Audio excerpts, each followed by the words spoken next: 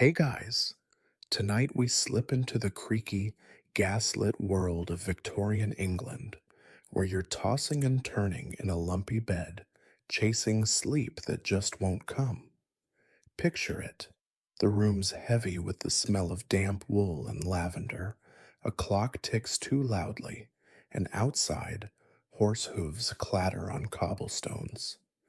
Insomnia wasn't just a personal problem, it was practically a cultural obsession.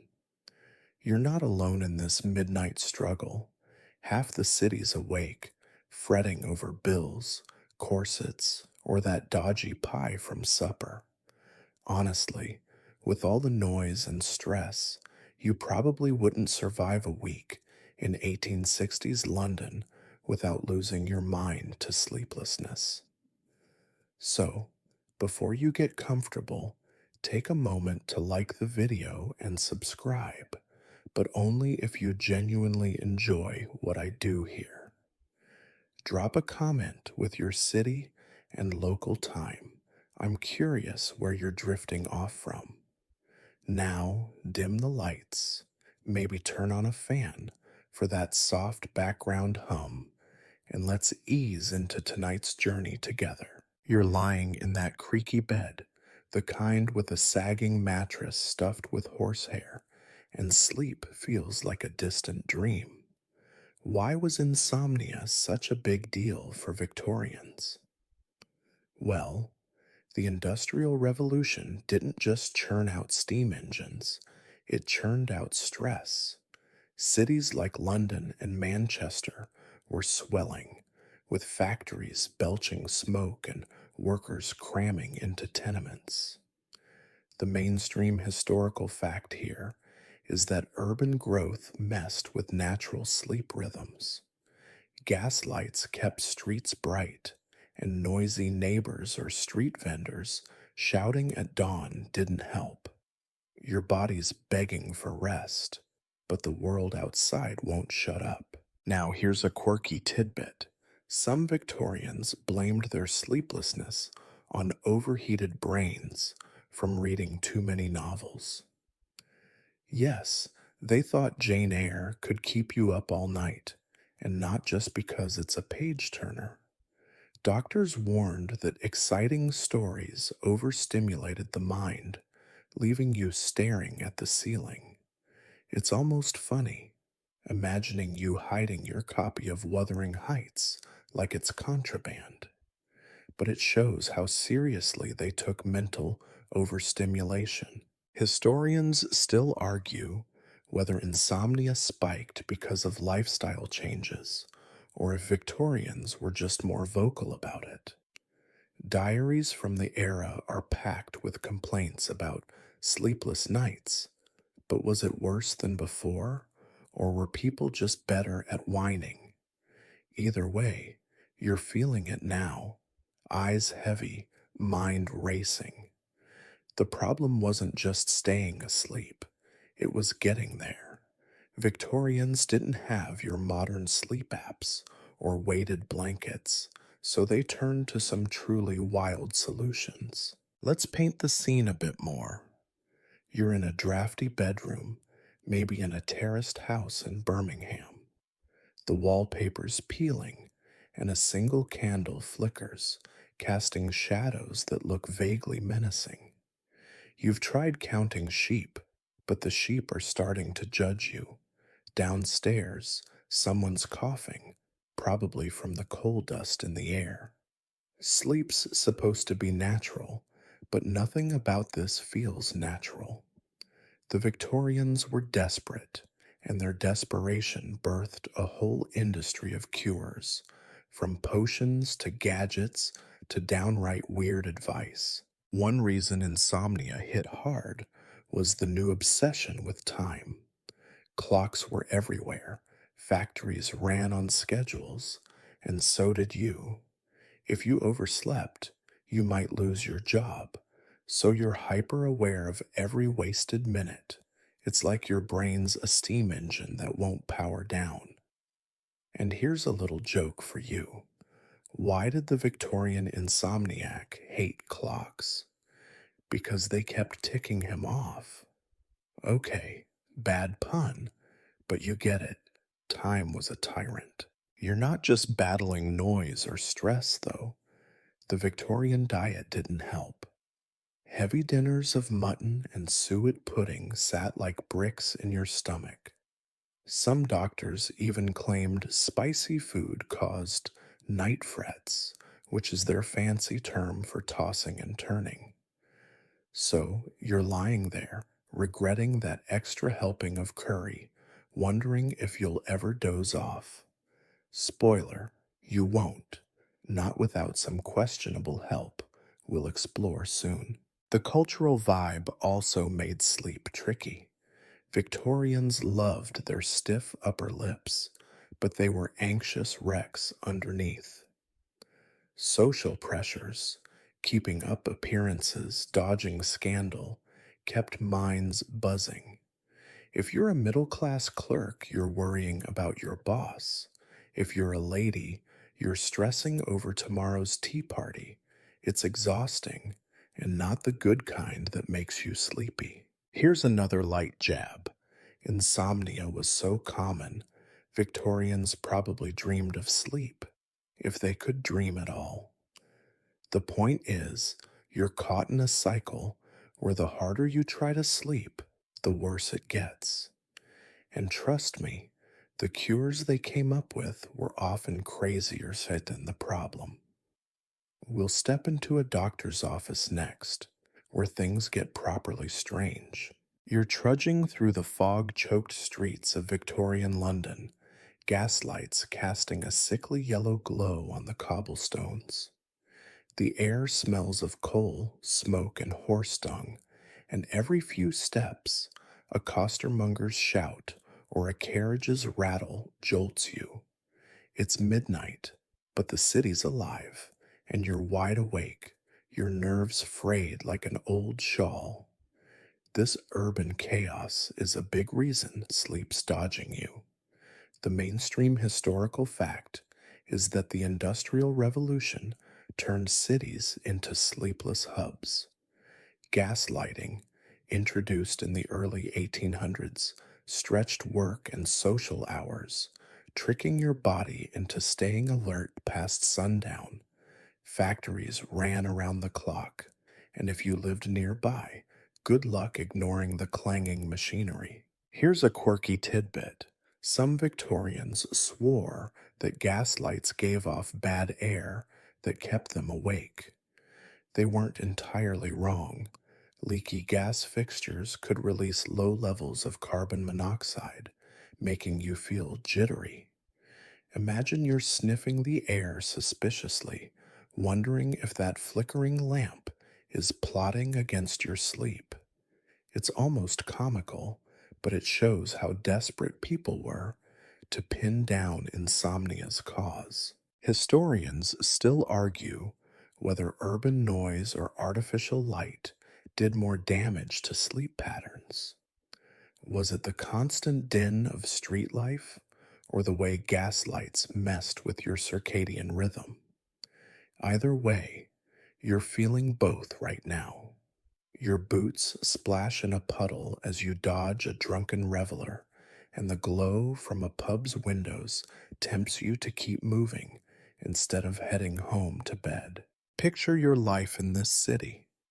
If you're a clerk, you're up at dawn to catch an omnibus to work. If you're a factory hand, you're pulling night shifts, your eyes burning from soot. Even the wealthy aren't spared. Their fancy townhouses sit on noisy thoroughfares. Sleep's supposed to be your escape, but the city's pulse won't let you rest. You're starting to get why Victorians were so obsessed with finding a cure. Let's linger on the sensory overload. The street's a symphony of chaos. A dog barks, a watchman calls the hour, and somewhere a piano's tinkling through an open window. Your head's spinning, and not in a fun, let's dance way. Here's a little joke. Why did the Victorian city never sleep? Because it had too many bright ideas. Okay, groan if you want, but the point stands. Gaslights were a game changer, and not always for the better. The light wasn't just outside, either. Wealthier homes had gas chandeliers, and even middle class families splurged on lamps. You're back in your parlor now, squinting at a book under a hissing gas jet. It's bright enough to read, but it's also keeping your brain wired. Some doctors warned that late night reading, especially those overheated novels we mentioned, wrecked your chances of sleep. They weren't wrong, you're wired, and that book's not helping. Then there's the noise. If you're in a tenement, your neighbors are arguing through thin walls. If you're in a posh district, it's still not quiet. Carriages roll by, and street musicians play for pennies. You're tempted to yell out your window, but that'd just add to the racket. And here's another oddity.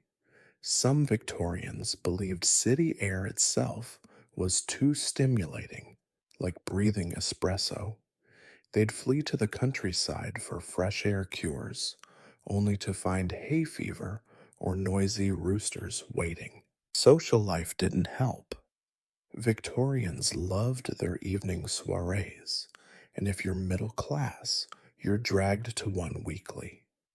You're sipping tea, making small talk, and checking the clock, knowing you'll be up past midnight. By the time you're home, your mind's replaying every awkward moment. Sound familiar? It's like scrolling social media at 2 a.m., except you're stressing over who snubbed you at the card table. Here's a second joke to keep things light. Why was the Victorian city so loud? Because even the foghorns had an opinion. The truth is, this constant stimulation rewired how people slept, or didn't. You're exhausted, but your brain's stuck in overdrive, like a steam engine with no off switch.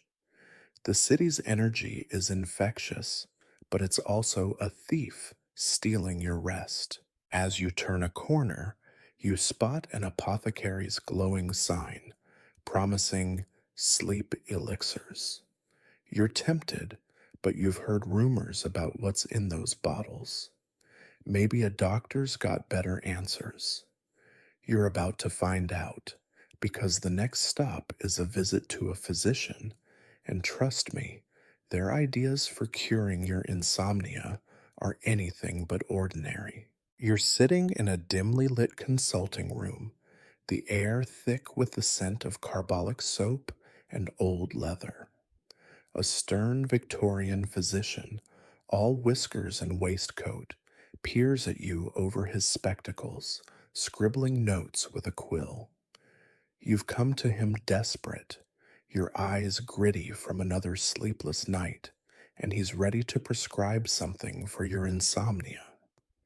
The mainstream historical fact is that Victorian doctors often turned to narcotics like opium to treat sleeplessness. Opium based tonics, marketed as cure alls, were as common in medicine cabinets as aspirin is today. You're handed a small glass bottle labeled Dr. So and so's Restorative, and the doctor assures you it'll send you straight to dreamland. Here's the quirky tidbit. Some of these tonics included ingredients like cannabis or chloral hydrate, which doctors casually mixed in without much regulation.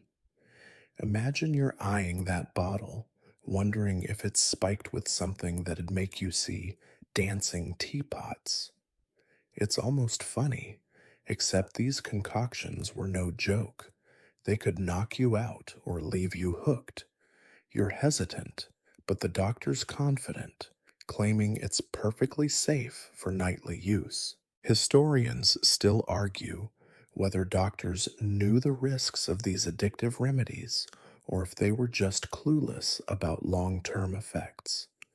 Were they reckless, or was the science of the time too limited? Either way, you're clutching that bottle, torn between hope and suspicion. The doctor's already moving on, muttering about nervous exhaustion and hysteria, especially if you're a woman. Victorian medicine loved slapping that label on anything from insomnia to a bad mood. Let's set the scene. The consulting room's walls are lined with anatomical charts and glass jars of mysterious powders. A clock ticks on the mantel, reminding you of the time you're not sleeping. You're perched on a hard chair, your clothes stiff with starch, and the doctor's asking about your diet, your work, even your dreams. He's convinced your insomnia's a symptom of something deeper, maybe overtaxed nerves from reading too much Dickens. You try not to roll your eyes when he suggests cutting back on tea, as if that's the problem. These visits weren't cheap either. If you're middle class, you're shelling out a chunk of your wages for this advice, and if you're poor, you're stuck with whatever's sold at the chemist's. Here's a little joke. Why did the Victorian doctor love insomnia patients? Because their sleepless nights paid for his new carriage. Okay, maybe not. But the medical industry was booming, and insomnia was a gold mine. The doctor's not just pushing tonics. He might suggest rest cures or change of air, which means a pricey trip to the seaside if you can afford it. You're picturing yourself bundled in a shawl, staring at waves, hoping salt air magically fixes you. Spoiler, it usually didn't. Some physicians even recommended bloodletting for excess vitality, though thankfully that's falling out of fashion by the 1860s. You're dodging that one, but the opium tonic's still tempting. What's wild is how casual they were about narcotics. Pharmacies didn't need prescriptions for opium derivatives, so you could walk in and buy enough to sedate a horse. Mothers even gave opium laced syrups to fussy babies. Yep, they drugged kids to sleep. You're side eyeing that bottle now, wondering what's really in it. The label's vague, promising soothing relief, but you've heard stories of people who took it and never woke up quite the same. The doctor's also big on lifestyle tweaks. He tells you to avoid stimulating foods like curry or chocolate, which he claims heat your blood and keep you awake. You're nodding politely, but you're not giving up your cocoa. He's also pushing exercise, not a jog, but gentle perambulation around a park.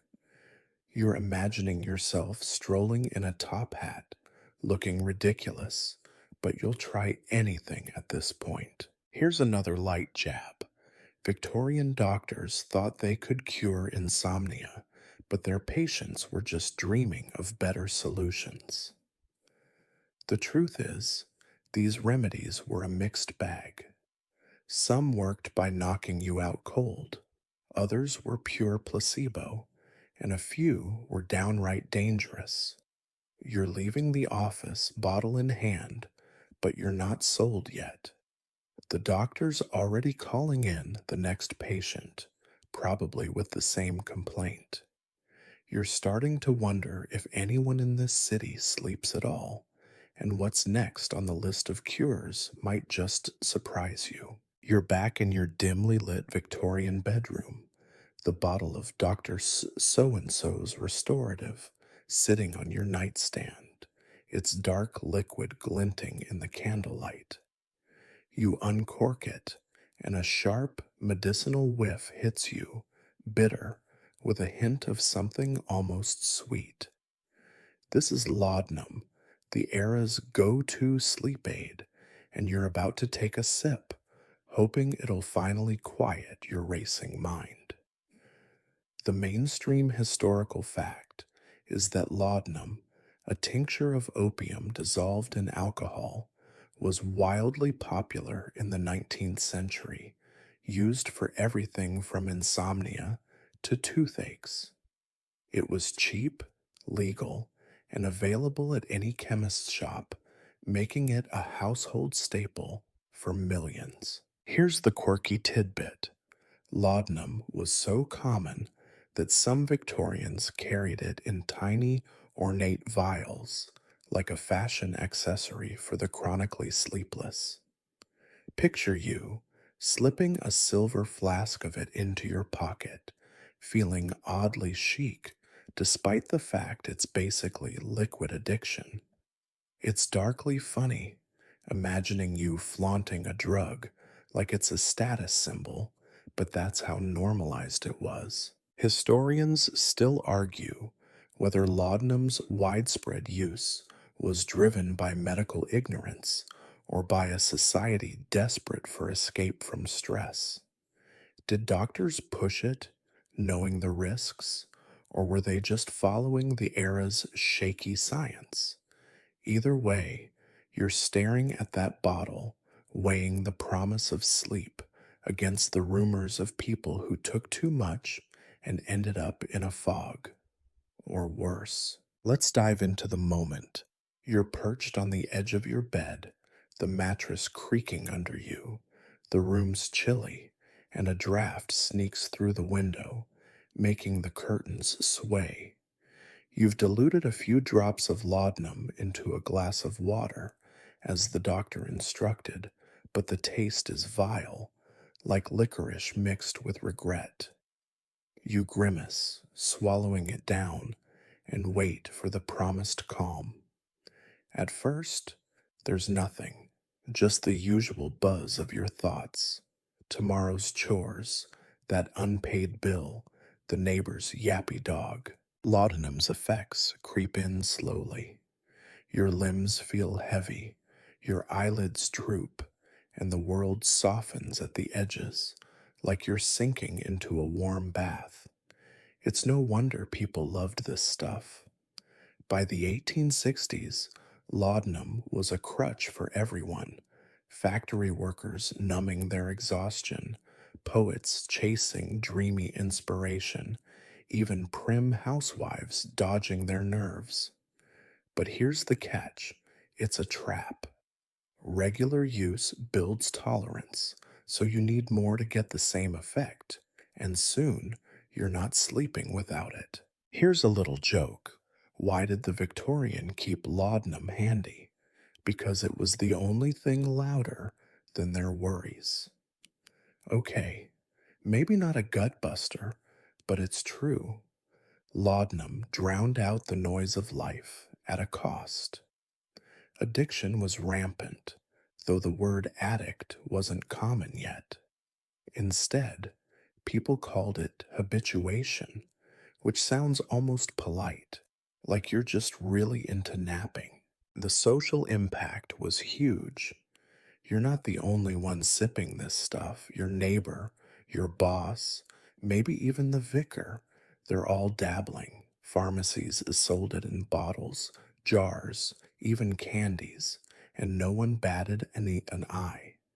Some women used it to soothe female complaints, a vague term for anything from cramps to sadness. Men took it for overwork. Kids got it in syrups like Mrs. Winslow's soothing syrup, which is as horrifying as it sounds.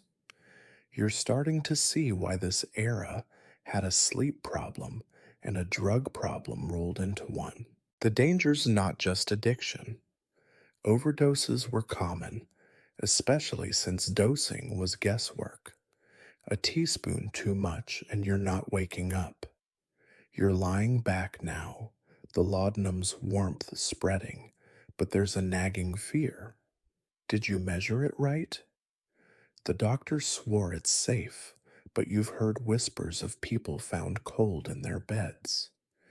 It's a grim thought, but this is Victorian medicine, equal parts hope and gamble. Here's another light jab. Laudanum was the Victorian equivalent of Just take a pill and call me in the morning. Doctors loved it because it worked, until it didn't. You're drifting now, the room blurring, but you're not sure if it's sleep or something else. The line's blurry, and that's the problem. Laudanum's grip on society was so tight, it shaped not just sleep habits, but entire lives. You're wondering what else is out there, because this bottle's starting to feel like a deal with the devil. You're standing in a bustling Victorian apothecary, the shelves around you crammed with colorful bottles, jars, and tins, each promising miracles for your sleepless nights. The air smells of dried herbs, wax, and something faintly chemical, while the apothecary, a wiry man in a stained apron, rattles off the virtues of his latest sleep syrup. You're here because that laudanum bottle left you uneasy. Its drowsy pull was nice, but the risks are nagging at you. The mainstream historical fact is that the 19th century saw a boom in patent medicines, unregulated concoctions sold as cures for everything, including insomnia. These were marketed with flashy ads and bold claims, often containing alcohol, opium, or worse, and they flew off shelves faster than you can say snake oil. Here's the quirky tidbit. Some of these remedies had names so absurdly confident, like Dr. Zzz's Slumber Tonic or Perpetual Repose Elixir. You'd think they could knock out an elephant. Picture you holding a bottle with a label showing a cherub snoozing on a cloud, half convinced it's nonsense but desperate enough to try. It's almost comical, except these potions were often more dangerous than the laudanum you're trying to avoid. Historians still argue whether patent medicines were a scam or a genuine attempt to help, given the era's limited medical knowledge. Were manufacturers just cashing in on desperation, or did they believe their brews worked? Either way, you're scanning the shelves, torn between skepticism and hope, as the apothecary pushes a green vial your way, swearing it's guaranteed to soothe. Let's set the scene. The shop's a maze of glass and wood, with sunlight filtering through dusty windows, catching motes in the air. Behind the counter, mortars and pestles clink as the apothecary mixes something dubious. You're surrounded by cures for ailments you didn't know existed: cough syrups, liver pills, even brain salts for overthinking. The insomnia section's a goldmine, bottles labeled with promises of natural rest or gentle dreams. You're tempted, but the fine print's missing, and the ingredients are anyone's guess. These patent medicines were a cultural phenomenon. By the 1870s, newspapers were stuffed with ads for them, some claiming endorsements from eminent physicians who probably didn't exist. You're flipping through a crumpled broadsheet now, reading about Madame Serenity's Night Cordial, which boasts no narcotics, only nature's finest. Spoiler, it's mostly brandy with a dash of sugar syrup. Here's a little joke. Why did Victorians love patent medicines? Because they were drunk on hope, literally. Okay, not my best, but you get it. These tonics were often just boozy placebos. The danger was real, though. Many contained morphine, cocaine, or chloral hydrate, with no dosage instructions. You're eyeing a bottle of lunar drops, wondering if it's safe, but the apothecary's already uncorking it, offering a free sample. You decline, remembering stories of people who took a swig and woke up 3 days later, or not at all. The lack of regulation meant anyone could bottle anything and call it a cure. Some even added arsenic for complexion benefits because apparently Victorians thought glowing skin was worth a little poison. You're not just battling insomnia, you're dodging a minefield of quackery. The apothecary's pitching hard, claiming his tonic cured a duchess, but you're not buying the sales patter. Still, you grab a small bottle, mostly because you're too polite to leave empty handed. It's a gamble, but so was everything in this era. If you're middle class, you're spending precious shillings on this. If you're poor, you're scraping by for a half size vial. Everyone's chasing sleep, and the patent medicine industry's laughing all the way to the bank. Here's another light jab. Patent medicines were the Victorian version of late night infomercials. Too good to be true, but you still want to believe. The truth is, these remedies rarely worked long term. You might get a boozy buzz or a drugged haze, but real sleep? That's another story. You're leaving the shop now, the bottle tucked in your pocket, but you're already wondering if there's a better way. Maybe something less chemical, more mystical. You've heard whispers about a mesmerist in town, and that's where you're headed next. You're seated in a velvet draped parlor, the air heavy with incense and the faint hum of anticipation. A mesmerist, all theatrical mustache and piercing eyes, stands before you, waving his hands in slow, hypnotic arcs. You're here to try mesmerism, Victorian England's trendy answer to insomnia, promising sleep through the power of animal magnetism. The mainstream historical fact is that mesmerism, inspired by Franz Mesmer's 18th century theories, surged in popularity during the 19th century as a treatment for nervous disorders, including sleeplessness. Doctors and charlatans alike claimed it could lull you into a trance like state, bypassing the need for risky tonics. Here's the quirky tidbit. Some mesmerists swore they could magnetize your bed to radiate sleep inducing vibes, as if your lumpy mattress could be charmed into a sleep machine. Picture you lying on a bed supposedly zapped with cosmic energy, half expecting to float off to dreamland.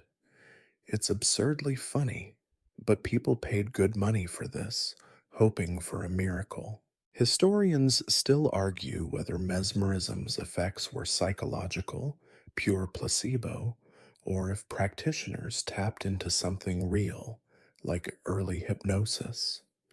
Was it all show, or did it genuinely calm frayed nerves? Either way, you're in this parlor, your skepticism warring with exhaustion, as the mesmerist promises to align your vital forces and send you to sleep. Let's paint the scene. The room's dim, lit by flickering oil lamps that cast shadows on the walls. You're on a plush chair, your boots sinking into a thick rug, while a small crowd of onlookers, curious or desperate, watches from the sidelines. The mesmerist's voice is low, rhythmic, urging you to focus on his swinging pocket watch. Your eyelids feel heavy, but is it the trance or just boredom? You're not sure, but you're willing to try anything after that dodgy apothecary visit. Mesmerism was a spectacle blending science and theater. Practitioners claimed they could channel an invisible force to soothe your mind, like a cosmic lullaby. You're following his instructions, staring at that watch, feeling your thoughts blur. It's oddly relaxing, But you're also wondering if this guy's just a glorified stage magician. Here's a little joke. Why did the mesmerist love insomniacs? Because they were already half asleep from exhaustion. Okay, weak pun, but it fits. Mesmerism thrived on people like you, too tired to question the hype. The science was shaky at best. Mesmerism had no standardized method, so results varied wildly. Some patients swore they slept like babies after a session, others felt nothing but lighter wallets. You're starting to drift, but it's hard to tell if it's the mesmerist's skill or the fact you haven't slept in days. The era's medical community was split. Some doctors embraced it, others called it quackery. The Royal Medical Society even held debates on it, which probably put everyone in the room to sleep. What's fascinating is the cultural craze. Mesmerism wasn't just for insomnia, it was pitched for headaches, hysteria, even bad marriages. Parlors like this one popped up across London, drawing crowds eager for a fix. If you're middle class, you're paying a shilling for this session. If you're wealthy, you're hosting private magnetic soirees. You're noticing the onlookers now. Some are here for entertainment, others for their own ailments.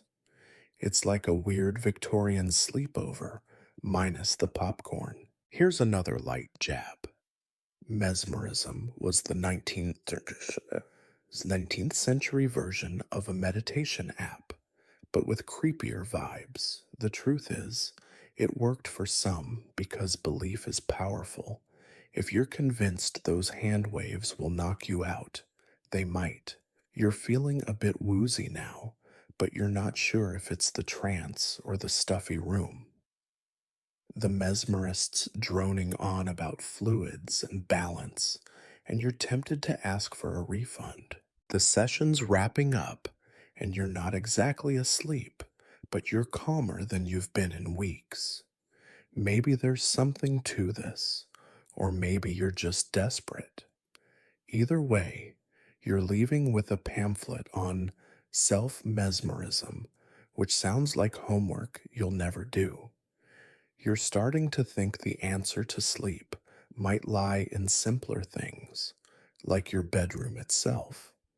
That's where you're headed next, to explore the Victorian obsession with sleep hygiene. You're standing in your Victorian bedroom, a bucket of soapy water at your feet, and a scrub brush in one hand, ready to transform this space into a sleep friendly sanctuary. The air's damp from last night's rain, and the faint smell of mildew clings to the heavy drapes. You're following the advice of early sleep hygiene pioneers who believed a clean, airy bedroom was the key to conquering insomnia. The mainstream historical fact is that by the mid 19th century, Victorian health reformers began emphasizing environmental factors like fresh air and minimal clutter as critical for restful sleep. This was a shift from relying solely on drugs, driven by growing awareness of sanitation's role in health. Here's the quirky tidbit. Some guides insisted you should sleep with windows wide open, even in winter, to let in vital airs that supposedly refreshed your brain. Picture you shivering under a thin blanket, icicles practically forming on your nose, all in the name of sleep. It's ridiculous enough to make you chuckle, but these reformers were dead serious, claiming stale air was as bad as poison. Historians still argue whether these sleep hygiene rules were grounded in science or just fussy Victorian moralizing. Did fresh air really help, or was it more about disciplining people into proper habits?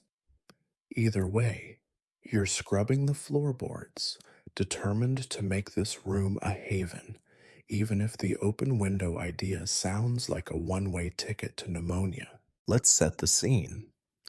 Your bedroom's modest, maybe a narrow bed with a straw mattress, a washstand, and a wobbly chair. The wallpaper's a faded floral, and a single oil lamp casts a soft glow. You're following a hygiene manual's checklist. Dust every surface, air out the bedding, and banish anything stimulating like bright colors or novels. You're half tempted to toss your copy of Jane Eyre out the window, but you settle for hiding it under the bed.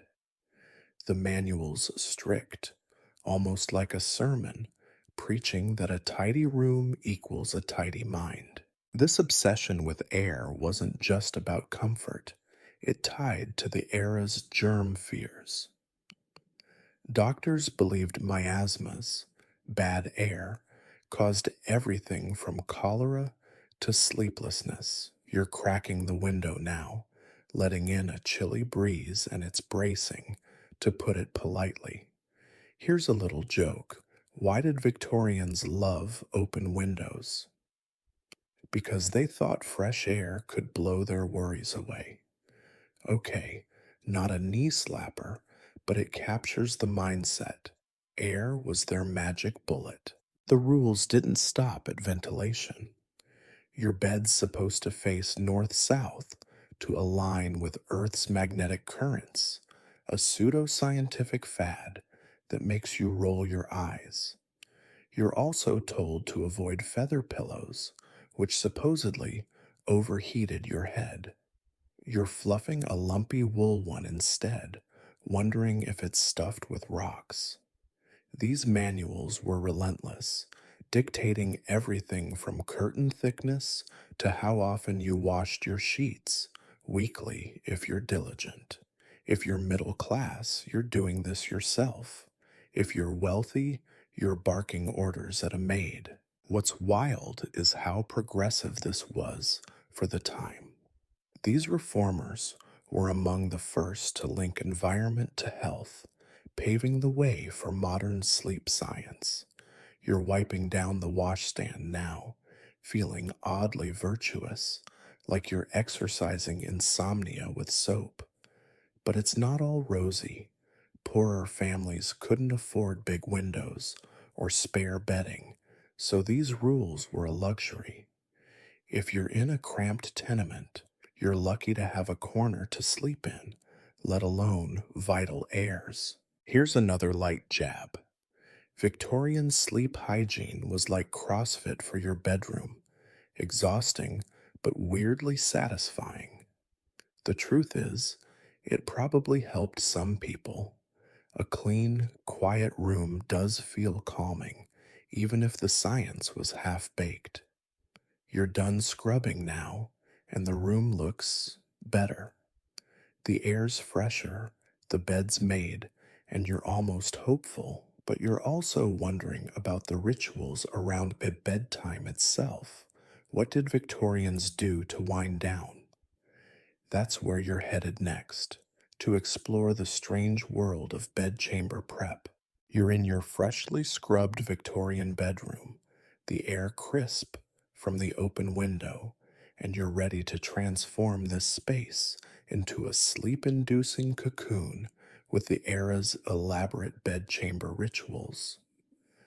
The lamps turned low, casting a warm glow over the polished wood and starched linens, and you're following a mental checklist of steps to prepare for bed, each one steeped in Victorian precision. The mainstream historical fact is that Victorians treated bedtime as a ritualized process with strict rules about bedding, clothing, and room setup to promote sleep.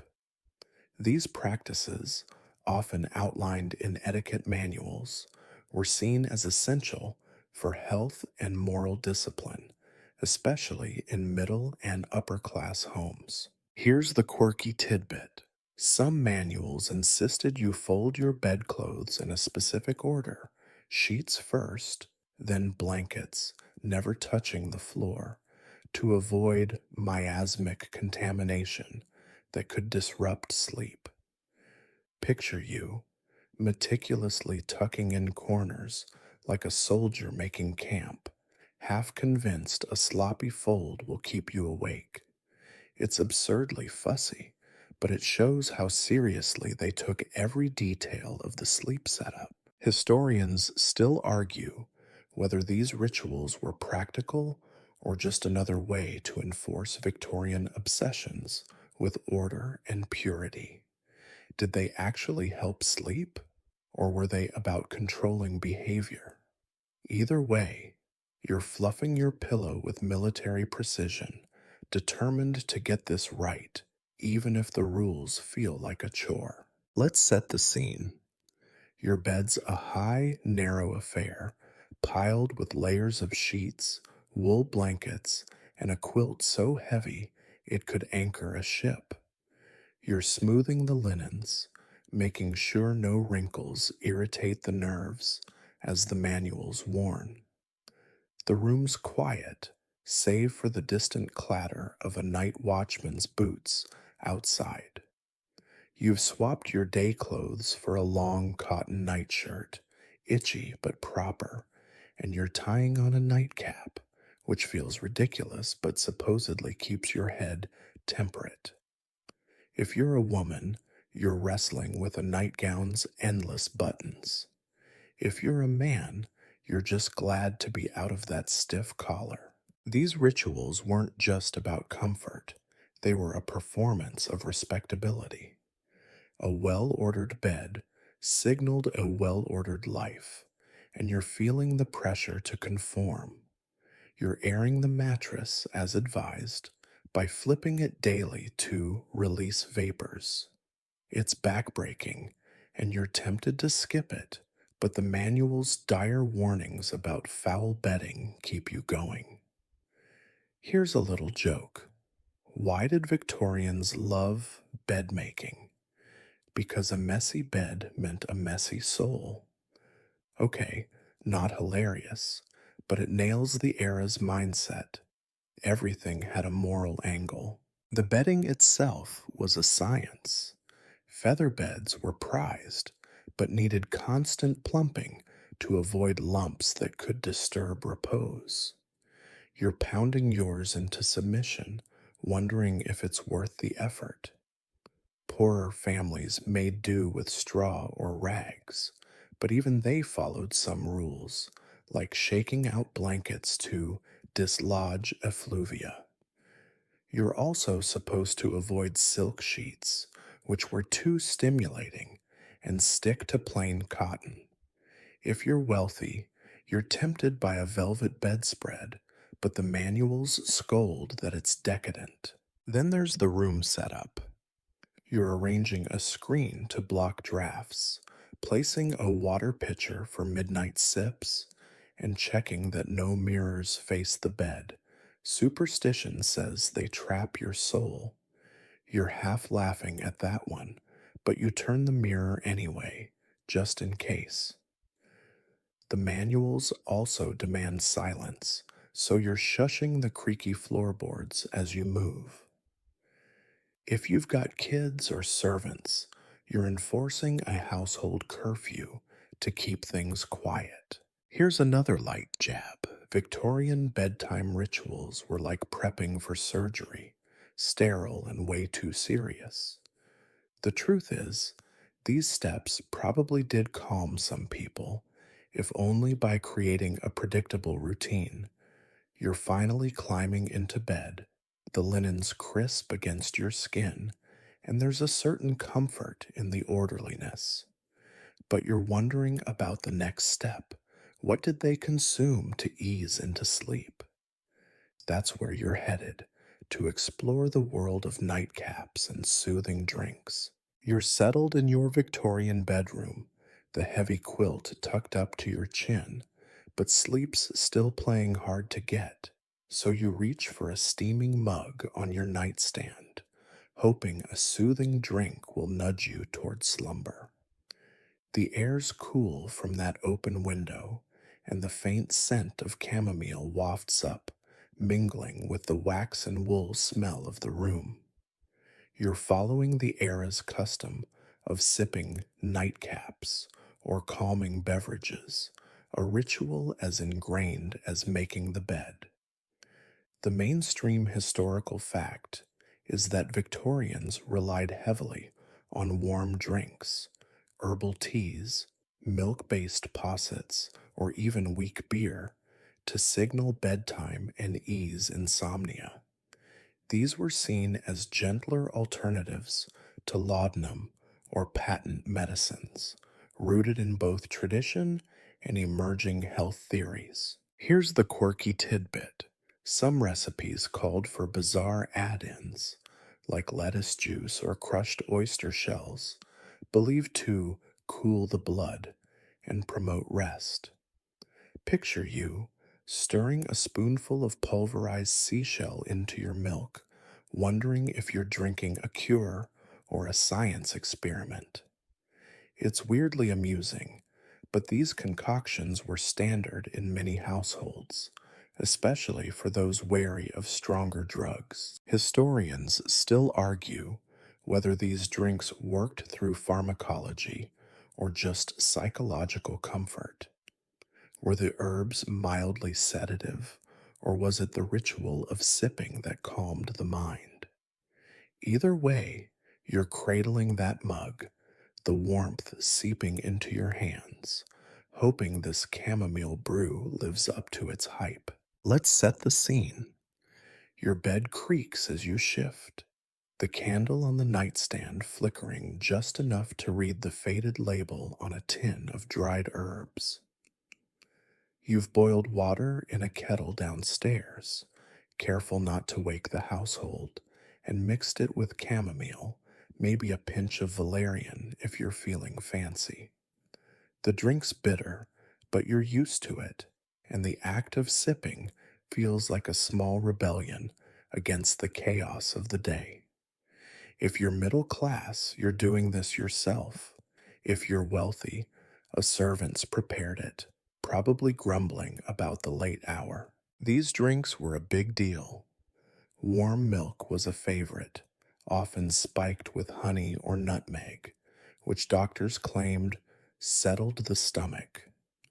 You're trying that now, the sweetness of it cutting through the milk's richness, and it's oddly comforting, like a hug in liquid form. Herbal teas were even more popular. Chamomile, lavender, or hops, steeped until they tasted like lawn clippings. You're wincing at the flavor, but the manuals swear it's nature's soporific. Here's a little joke. Why did Victorians love herbal tea? Because it was the only thing blander than their social lives. Okay, not my finest, but it fits. Simplicity was the goal. The odder recipes came from old folk traditions. Lettuce tea, made from boiled leaves, was a quirky favorite, based on the idea that wild lettuce had mild sedative properties. You're imagining the taste, soggy salad in a cup, and deciding to stick with chamomile. Oyster shells, ground into a gritty powder, were another gem, supposedly balancing your humors. If you're poor, you're skipping the exotics and drinking barley water or small beer, a low alcohol brew deemed safe for kids and insomniacs alike. You're not sure about beer for sleep, but you're tempted to try anything. The science was hit or miss. Chamomile and valerian do have calming effects, but the doses were often too weak to matter. You're sipping slowly, savoring the warmth, and it's relaxing, even if it's just the ritual doing the heavy lifting. The era's health nuts pushed these drinks as part of a broader temperance vibe, avoiding alcohol or coffee, which were blamed for exciting the nerves. You're steering clear of that evening sherry, though you're tempted after a long day. Here's another light jab. Victorian nightcaps were like modern sleep gummies, but with more grit and less flavor. The truth is, these drinks were as much about routine as remedy. You're finishing your mug now, the last drop's cooling, and you're feeling a bit drowsier, though it's hard to say why. The bed's cozy, the room's quiet, and you're wondering if there's more to this sleep game, like actual machines. That's where you're headed next, to test a bizarre contraption that promises to shake you into slumber. You're in a cluttered Victorian workshop, the air buzzing with the hum of gears and the faint smell of machine oil, as an enthusiastic inventor unveils a bizarre contraption designed to vibrate you into sleep. It's a wooden frame strapped to your bed, rigged with springs and a hand cranked motor that promises to gently oscillate you into slumber. You're eyeing it with equal parts curiosity and dread, wondering if this is genius or madness. The mainstream historical fact is that the late 19th century saw a wave of mechanical devices marketed as sleep aids, capitalizing on the era's obsession with technology and health. Vibrating beds, chairs, and even helmets were pitched as cures for insomnia, claiming to soothe nerves through rhythmic motion. Here's the quirky tidbit. Some inventors claimed their machines mimicked the natural rocking of a mother's cradle, but the contraptions often rattled so loudly they woke the neighbors. Picture you clinging to a shaking bed frame, the whole room jangling like a loose cart, and you're half laughing at the absurdity. It's a comical image, but these devices were sold in earnest, often with glowing testimonials in magazines. Historians still argue whether these vibrating machines offered real benefits or were just steampunk placebos riding the tech craze. Did the motion actually relax users, or was it all hype? Either way, you're climbing onto this creaky setup, hoping the inventor's not overselling his slumber oscillator as you brace for the ride. Let's set the scene. The workshop's a maze of brass fittings and half built gadgets, with blueprints pinned to the walls and a coal stove glowing in the corner. You're in your nightshirt, feeling out of place among the tools, as the inventor, wild hair, ink stained fingers, cranks the machine to life.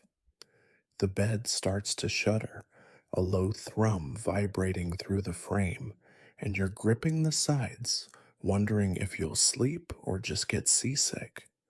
It's not exactly soothing, but it's something. These machines were peak Victorian ingenuity. The idea was that gentle vibration would harmonize your nerves, a vague concept rooted in the era's love of pseudoscience. You're trying to relax, but the rattling's more like a train ride than a lullaby. Some models were fancier, with electric motors for the wealthy, but this hand cranked version's what most could afford. Here's a little joke. Why did Victorians love vibrating beds? Because they thought a good shake could fix anything, even their dreams. Okay, not my best, but it captures the era's tech obsession. The reality was less glamorous. These devices were noisy, clunky, and often broke down, leaving users more frustrated than rested. You're bouncing along now, the springs squeaking, and you're starting to suspect this thing's better at waking you up than putting you to sleep. Still, the inventor's beaming, citing scientific principles and pointing to a pamphlet with testimonials from satisfied customers. You're skeptical, especially since one review mentions the machine cured insomnia by exhausting the user entirely. What's wild is the cultural context. The 1870s were all about mechanization, factories, railways, telegraphs. So why not mechanize sleep? You're noticing the inventor's other gadgets: a vibrating cap for headaches, a shaking chair for digestion. It's like he's trying to jiggle every ailment away. If you're middle class, you're shelling out a month's wages for this contraption. If you're poor, you're stuck reading about it in the papers. Either way, the promise of a quick fix is tempting. Here's another light jab. Victorian sleep machines were like modern fitness trackers: fancy, expensive, and mostly useless. The truth is, any benefit probably came from distraction. Focusing on the vibration might keep your mind off worries. You're feeling that now, the rhythmic judder almost hypnotic, though the noise is grating. The inventor's cranking faster, claiming it'll realign your vital energies, but you're ready to hop off before the bed collapses. You're climbing down, a bit dizzy, but no closer to sleep. The inventor's already pitching an upgrade, but you're done with his workshop of wonders. You're starting to think the answer might lie in something colder, like water. That's where you're headed next, to explore the bizarre world of hydrotherapy and its icy promises for insomnia. You're standing in a chilly Victorian spa, your bare feet on cold tiles, staring at a tub filled with water so icy it could double as a polar bear's bath.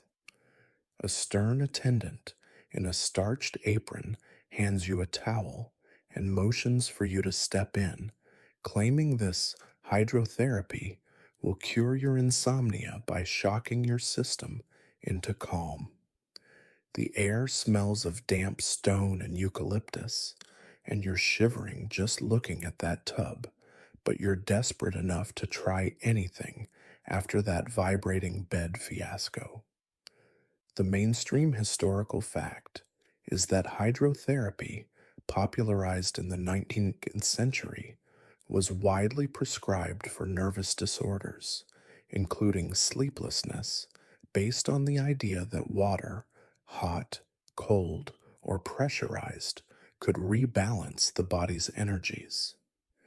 Spas and clinics sprang up across Europe, offering everything from baths to high pressure douches. Here's the quirky tidbit: some hydrotherapists insisted you wrap yourself in wet sheets overnight, like a human burrito, to draw out nervous tension.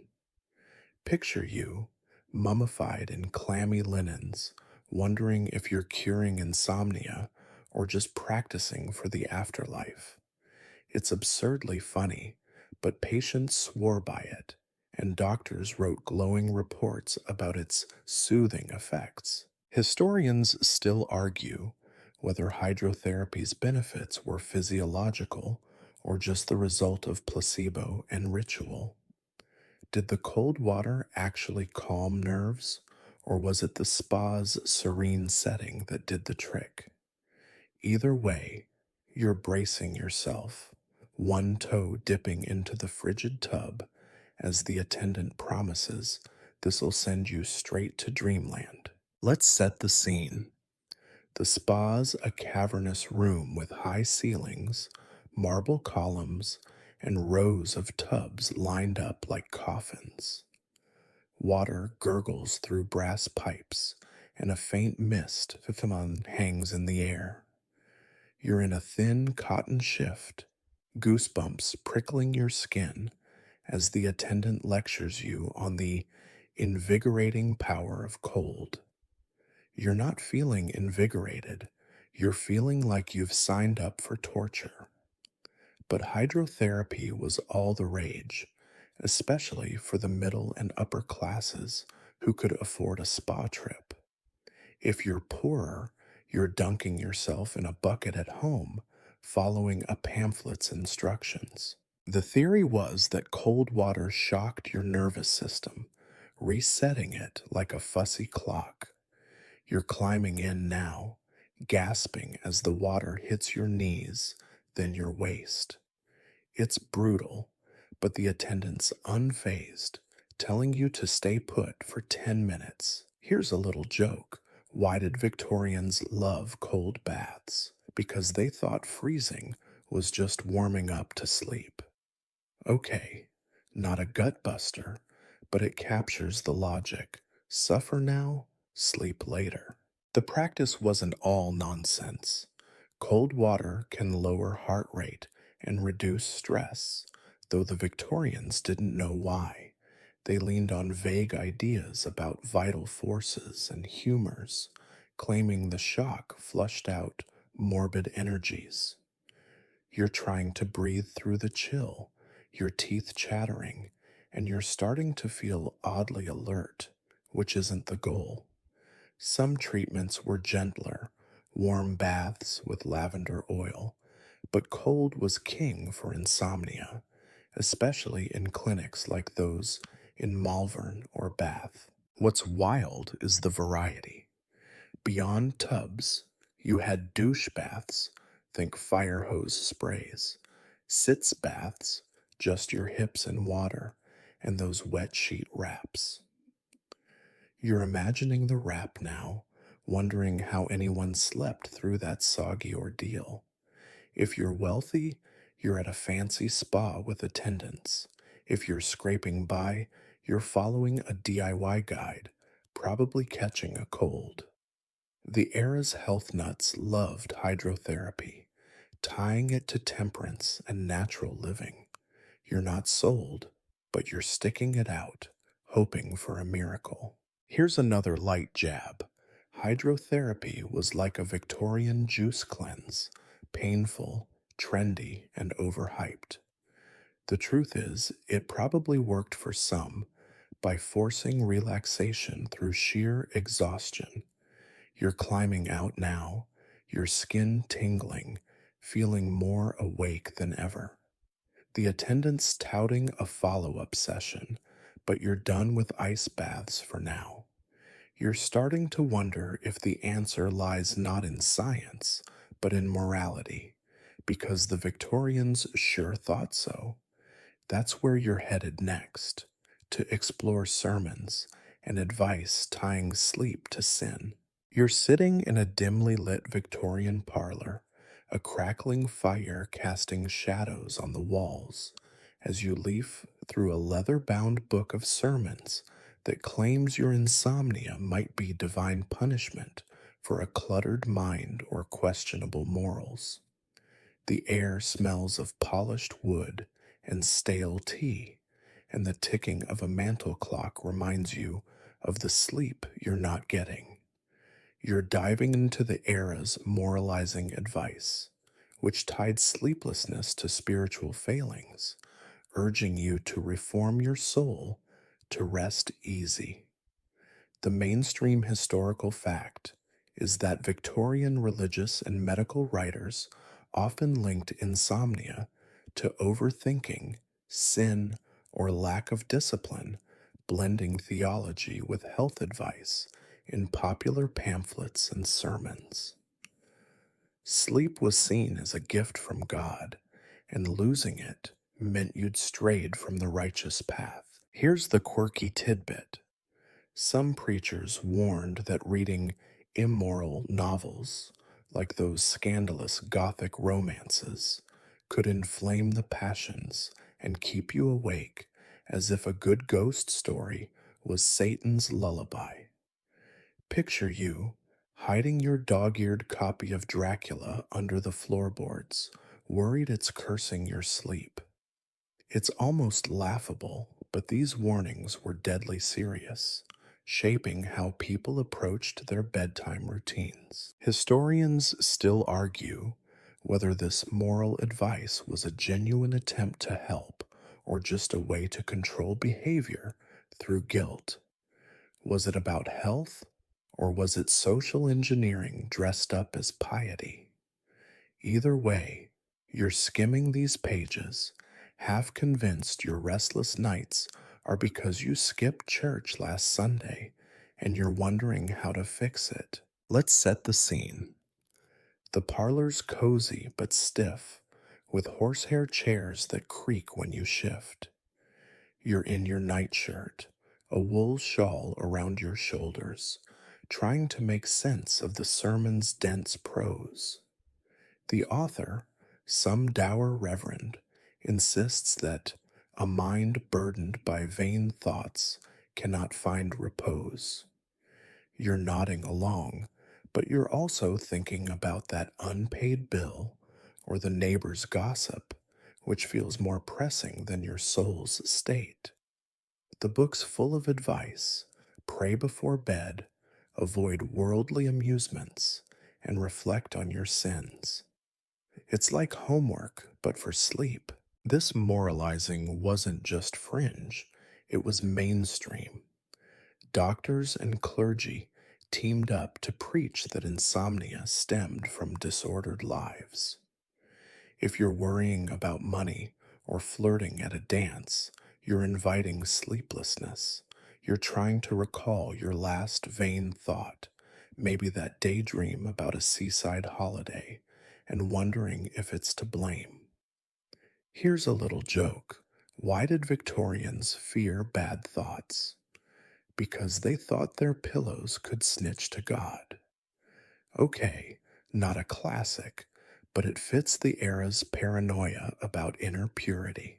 The advice wasn't all bad, some of it. Clear your mind, avoid overstimulation, sounds like modern mindfulness, minus the yoga. You're supposed to meditate on holy things, like charity or humility, which is harder than it sounds when your stomach's growling from a late supper of mutton. The sermons also push regular sleep hours, a solid idea, but tough when your boss expects you at the factory by dawn. If you're middle class, you're reading this by candlelight. If you're poor, you're hearing it secondhand from a preacher's pulpit. What's wild is the guilt trip.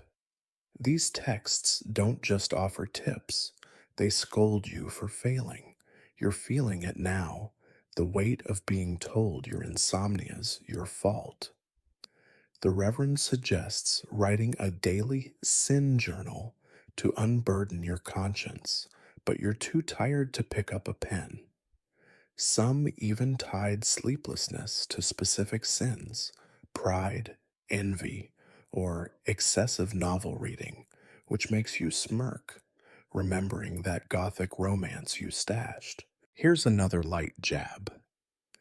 Victorian sermons were like sleep coaches with a side of hellfire, motivating but intense.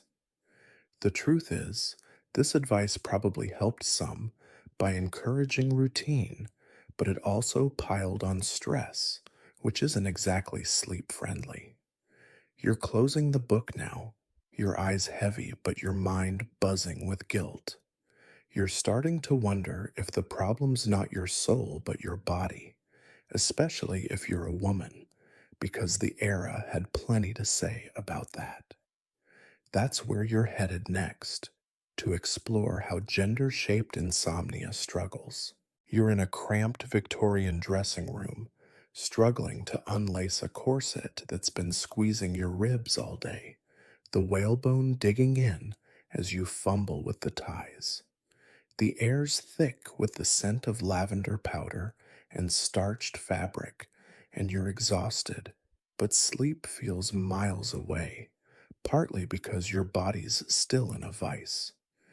You're exploring how Victorian women faced unique insomnia struggles, shaped by gender roles and societal pressures that made rest even harder to find.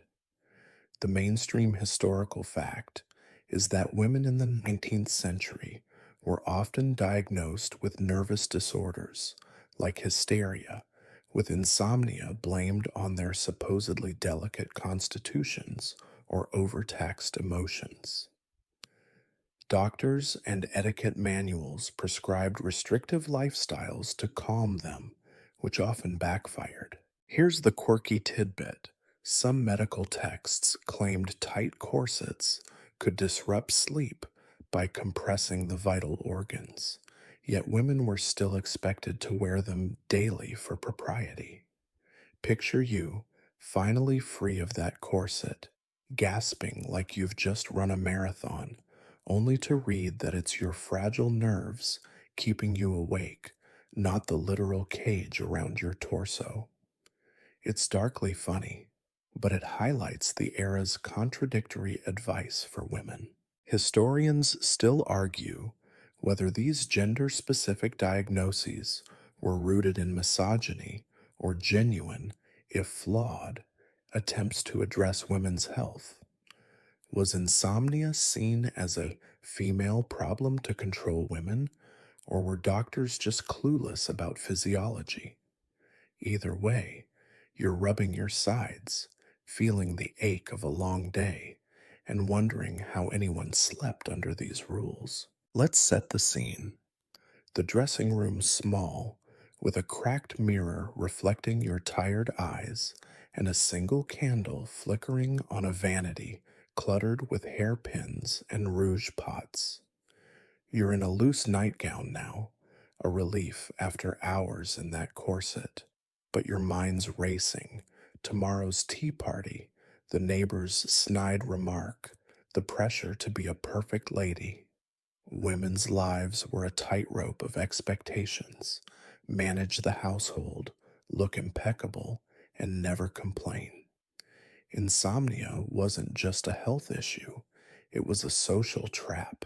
The medical view was grim. Doctors often blamed women's sleeplessness on overstimulation, too much socializing, reading, or even thinking. You're rolling your eyes, remembering the sermon about vain thoughts, but it's worse for women. You're told to avoid novels, limit conversation, and stick to light tasks like needlework. It's infuriating, especially when men are encouraged to work late and debate politics. Here's a little joke. Why did Victorian women get insomnia?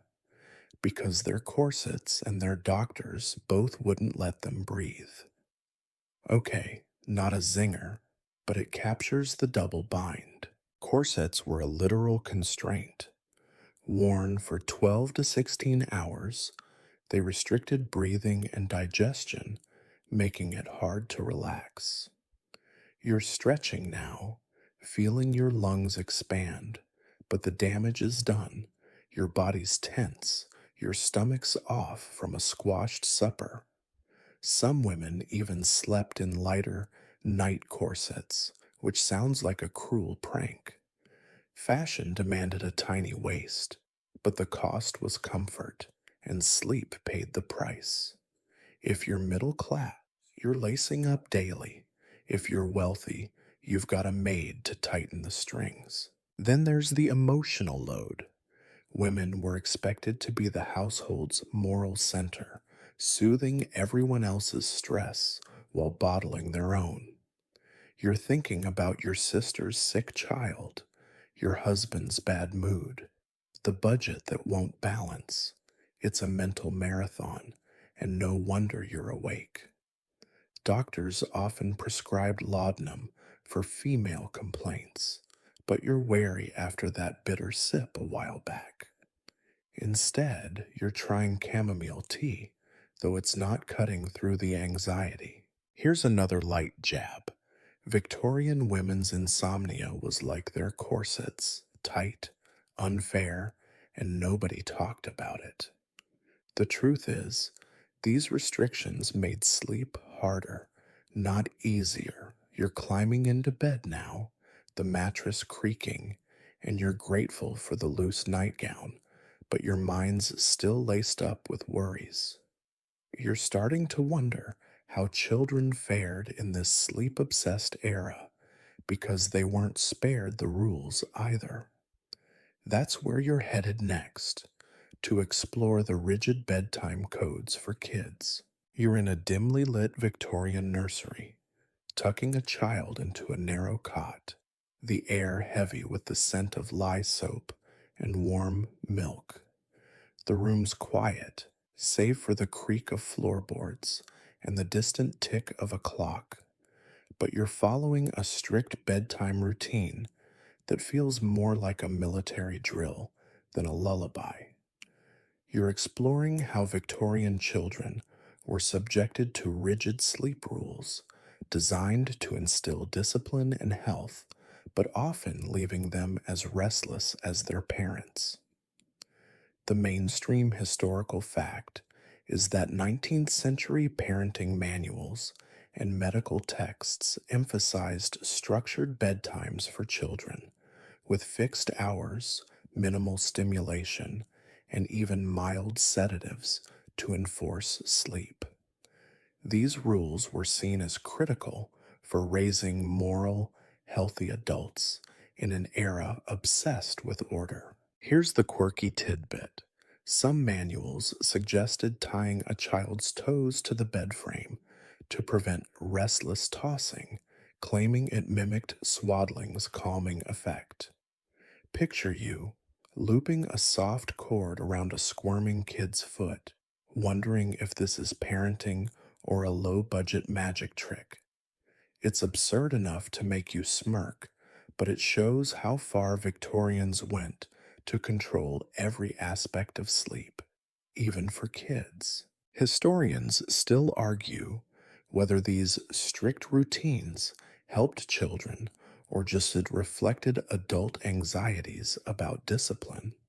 Were they fostering restful habits, or were they imposing unnecessary stress? Either way, you're smoothing the blanket, whispering for the child to stay still, and feeling the weight of a culture that saw sleep as a moral battlefield. Let's set the scene. The nursery's sparse, a wooden cot, a single shelf with a Bible and a rag doll, and a window cracked open for vital air despite the chill. You're in your nightgown, a candle in hand, casting long shadows as you enforce the rules. No talking, no playing, lights out by 7 p.m. The child's wide eyed, clutching a threadbare stuffed bear, and you're trying to be firm but gentle, knowing these rules come from the parenting guides cluttering your parlor. If you're middle class, you're doing this yourself. If you're wealthy, a nursemaid's hovering, ready to take over. These routines were intense. Children were put to bed early, often 6 or 7 p.m., to align with natural rhythms. Even if they weren't tired, you're tucking in the blanket, making sure it's snug but not suffocating, as the manuals warn against overheating. Stimulation was the enemy. No bedtime stories, too exciting. No toys in bed, too distracting. You're shushing the child's request for a fairy tale, feeling like a villain, but the experts say stories inflame the imagination. Here's a little joke. Why did Victorian kids hate bedtime? Because it was stricter than their schoolmaster's ruler. Okay, not a classic, but it nails the vibe. Bedtime was serious business. The medical side was darker.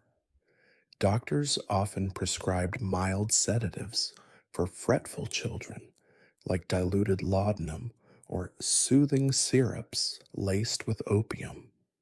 You're skipping that, remembering the bitter taste of your own laudanum experiment. But you've heard neighbors swear by a drop of Mrs. Winslow's to quiet a fussy toddler. It's chilling, knowing these drugs were standard, and you're sticking to warm milk instead, hoping it's enough. The manuals also pushed physical fixes.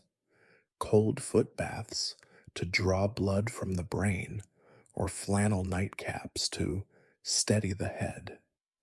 You're adjusting the child's cap now, wondering if it's helping or just making them itch. What's wild is the moral angle. Sleep was a training ground for virtue. Children who fought bedtime were seen as willful, even sinful. You're reciting a short prayer as advised, urging the child to surrender to rest like it's a holy act. The pressure's not just on the kid, it's on you to raise a well regulated child. If you're in a tenement, you're cramming multiple kids into one bed, making these rules a pipe dream. If you're in a townhouse, you're enforcing them with grim determination. Here's another light jab. Victorian bedtime rules were like boot camp for babies. Tough love, no mercy. The truth is, these routines probably worked for some by creating predictability, but they also stressed kids out, especially when paired with sedatives or toe tying. You're stepping back now, the child finally still, and you're hoping they'll drift off. But you're starting to wonder about the fears that kept everyone awake, because ghosts and superstitions were no small matter. That's where you're headed next, to light a candle against the dark. You're in your Victorian bedroom, the candle on your nightstand flickering wildly as you light it to ward off the creeping dread of the dark, convinced that something, maybe a ghost, is lurking in the shadows.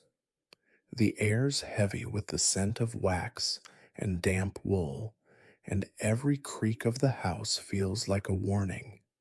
You're exploring how superstitions and ghostly fears kept Victorians awake, turning bedtime into a battle against imagined terrors. The mainstream historical fact is that 19th century Britain was steeped in supernatural beliefs, with ghost stories, spiritualism, and folk tales fueling anxieties that disrupted sleep. Insomnia was often blamed on spectral influences or restless spirits, especially in rural areas or old houses. Here's the quirky tidbit. Some Victorians sprinkled salt around their beds or hung horseshoes over doorways to trap evil spirits that supposedly caused sleeplessness. Picture you tossing pinches of salt like a paranoid chef, hoping it'll keep the boogeyman at bay. It's almost comical, but these rituals were deadly serious, rooted in centuries old folklore. Historians still argue whether these fears were a genuine cause of insomnia or a convenient scapegoat for stress and poor health. Were people truly spooked by ghosts, or were they projecting deeper anxieties onto the supernatural? Either way, you're clutching that candle, eyes darting to the corners, wondering if that rustle is just the wind or something else. Let's set the scene. Your room's a cocoon of shadows, the heavy curtains blocking the moonlight, but not the eerie noises from outside. Owls hooting, branches scraping. You're in bed, the quilt pulled up, but sleep's impossible when you're half convinced a specter's watching. The candle's your only defense, its flame wobbling as you scan for movement. If you're in a creaky manor, you're imagining long dead residents. If you're in a city tenement, it's the neighbors' tales of gray ladies or cursed rooms keeping you jumpy.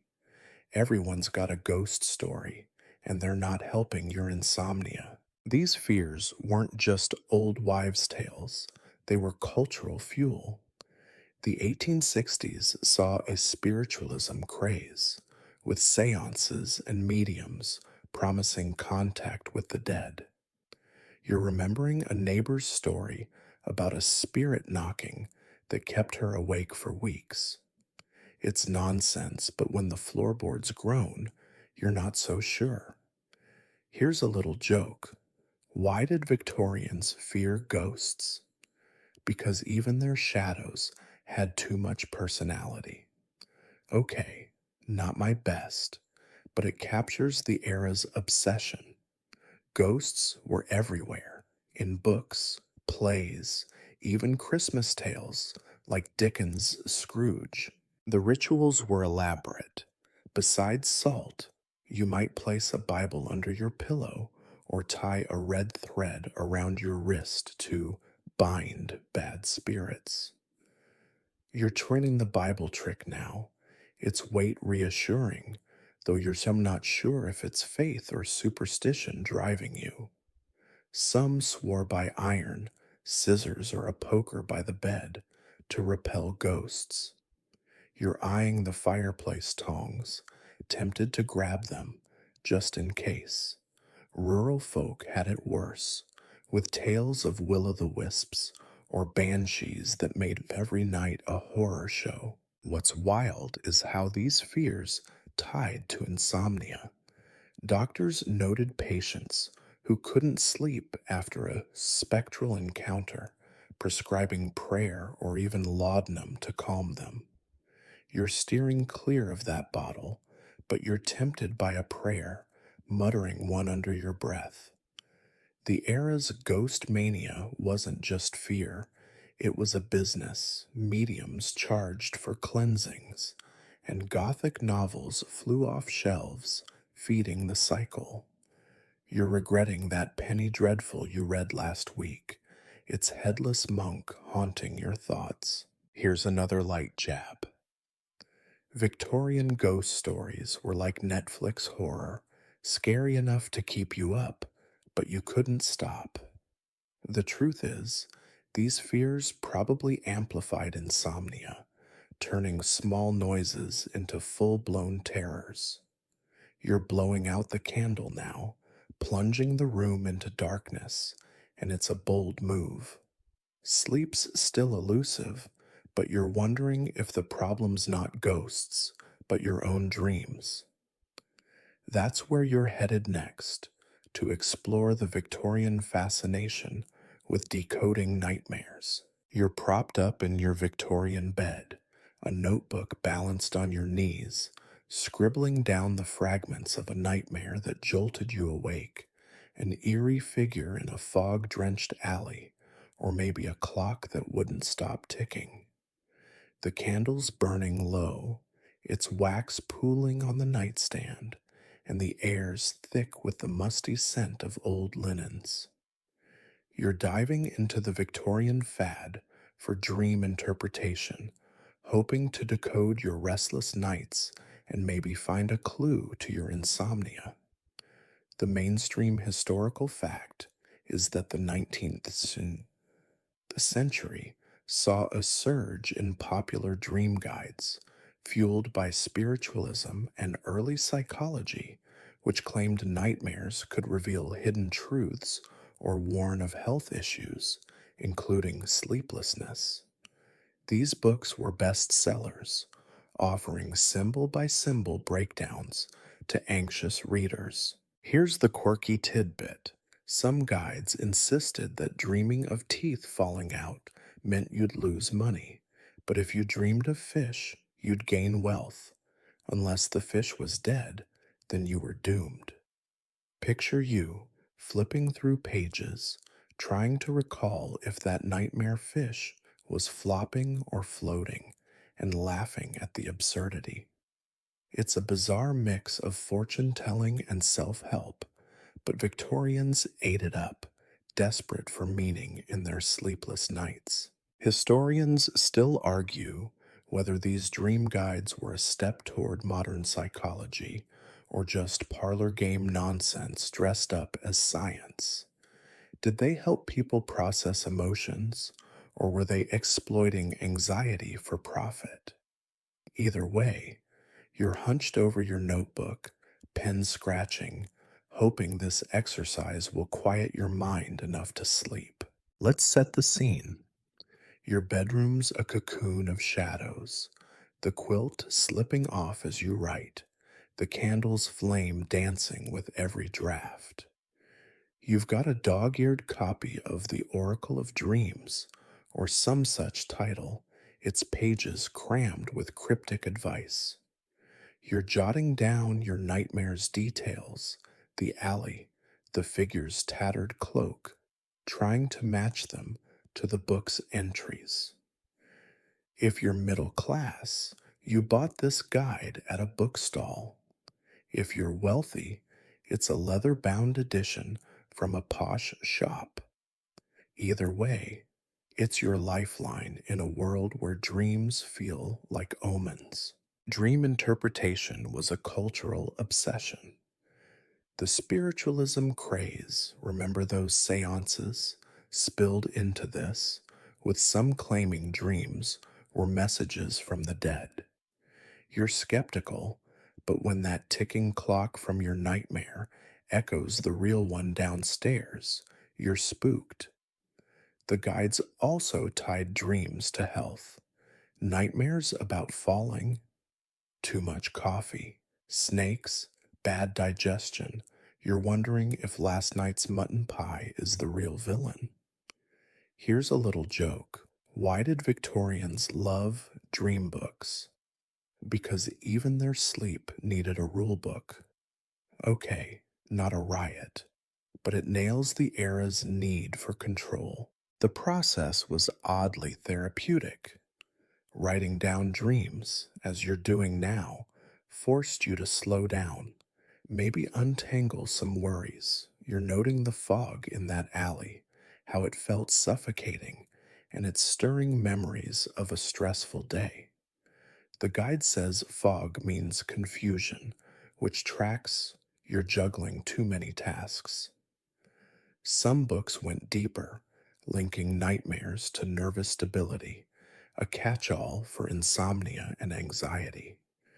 Doctors even used dream reports to diagnose patients, though their fixes were often just more laudanum. What's wild is the social angle. Dream talk was trendy. You'd share yours at breakfast, sparking debates over tea. You're imagining telling your sister about the fish dream, hoping she won't tease you. The guides weren't just for fun, they shaped how people saw themselves. A bad dream could mean you were sinful, echoing those sermons about guilty consciences. You're second guessing that white lie you told, wondering if it's haunting your sleep. Here's another light jab. Victorian dream guides were like horoscopes, vague enough to always seem right. The truth is, they probably helped some by encouraging reflection, but they also fed paranoia, especially when you're already sleep deprived. You're closing the notebook now, your hand cramped, feeling a bit calmer, but no closer to sleep. The candle's nearly gone, and you're wondering if it's not dreams, but something stranger, like sleepwalking, that's the real issue. That's where you're headed next, to follow a somnambulist through the night. You're creeping down a dark Victorian hallway, the floorboards groaning under your bare feet, following a figure in a white nightgown who's gliding through the house, eyes open but unseeing. The air's cold, smelling of dust and candle wax, and you're holding your breath, afraid to wake this sleepwalker, or worse, startle them into danger. You're diving into the Victorian fascination with sleepwalking or somnambulism, a mysterious condition that baffled doctors and fueled insomnia fears as people worried they'd roam unknowingly at night. The mainstream historical fact is that 19th century medical texts documented sleepwalking as a nervous disorder, often linked to stress or overexcited brains, with cases ranging from harmless wandering to bizarre acts like cooking or climbing roofs. Doctors saw it as both a curiosity and a clue to the mind's hidden workings. Here's the quirky tidbit. Some Victorians believed sleepwalkers were guided by spirits or magnetic forces, leading to wild theories that they could navigate dangers in a trance. Picture you trailing this figure, half expecting them to dodge a chair like a ghostly GPS and chuckling at the idea. It's a mix of spooky and silly, but these theories were debated in serious journals, blending science with superstition. Historians still argue whether sleepwalking was more common then or just more reported due to the era's obsession with the mind. Was it stress from urban life, or were doctors hyping cases to sell cures? Either way, you're tiptoeing behind this sleepwalker, heart pounding, hoping they don't head for the stairs. Let's set the scene. The house is a maze of shadows, with gas lights turned off and only your flickering candle for light. The sleepwalker, maybe your cousin or a housemate, moves with eerie purpose, muttering nonsense. You're in your nightshirt, shivering, torn between waking them, a no-no, per the manuals, or guiding them back to bed. If you're in a grand home, the hallways lined with portraits glaring down. If you're in a tenement, it's cramped, with snores echoing from other rooms. Either way, it's unnerving, like following a ghost. Sleepwalking was a hot topic. Medical case studies describe people writing letters, tending fires, or even stealing in their sleep, which sparked legal debates about responsibility. You're wondering if this sleepwalker's just pacing or about to bake a midnight pie. Doctors blamed nervous irritation from overwork, bad diet, or those gothic novels you're still hiding. Here's a little joke. Why were Victorian sleepwalkers so busy? Because even their dreams had a to-do list. Okay, not a zinger, but it fits. Somnambulists seem to live a second life at night. Theories were wild. Some saw it as a divided mind, an early nod to psychology. Others, like those spirit fans, thought sleepwalkers tapped into cosmic forces. You're watching this figure open a door, smooth as if awake, and it's creepy how capable they seem. Treatments were hit or miss. Cold baths, remember those?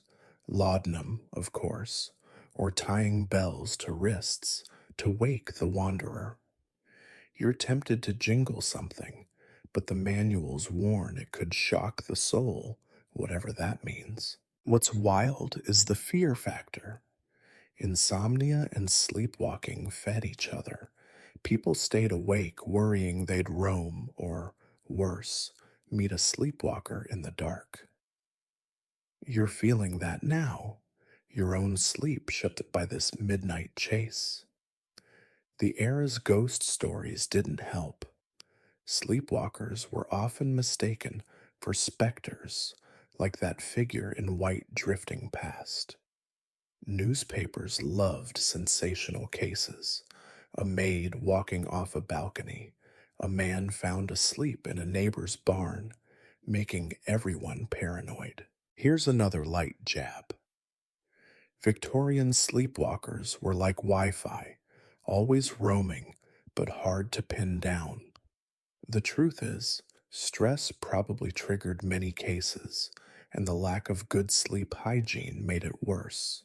You're gently steering the sleepwalker back to bed now, their muttering fading, and you're relieved they didn't climb the chimney.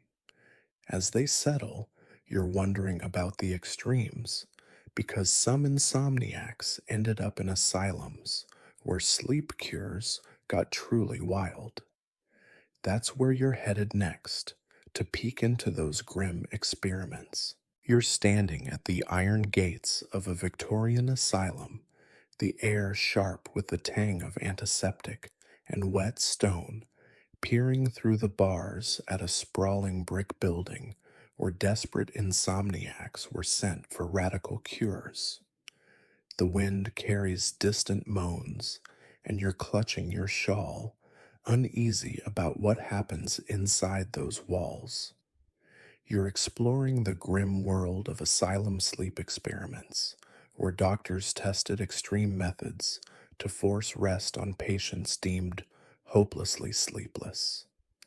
The mainstream historical fact is that 19th century asylums, particularly from the 1850s onward, used aggressive treatments like prolonged baths, restraint chairs, and early sedatives to treat chronic insomnia, often seen as a symptom of mental instability. These institutions were both hospitals and prisons, blending care with control. Here's the quirky tidbit.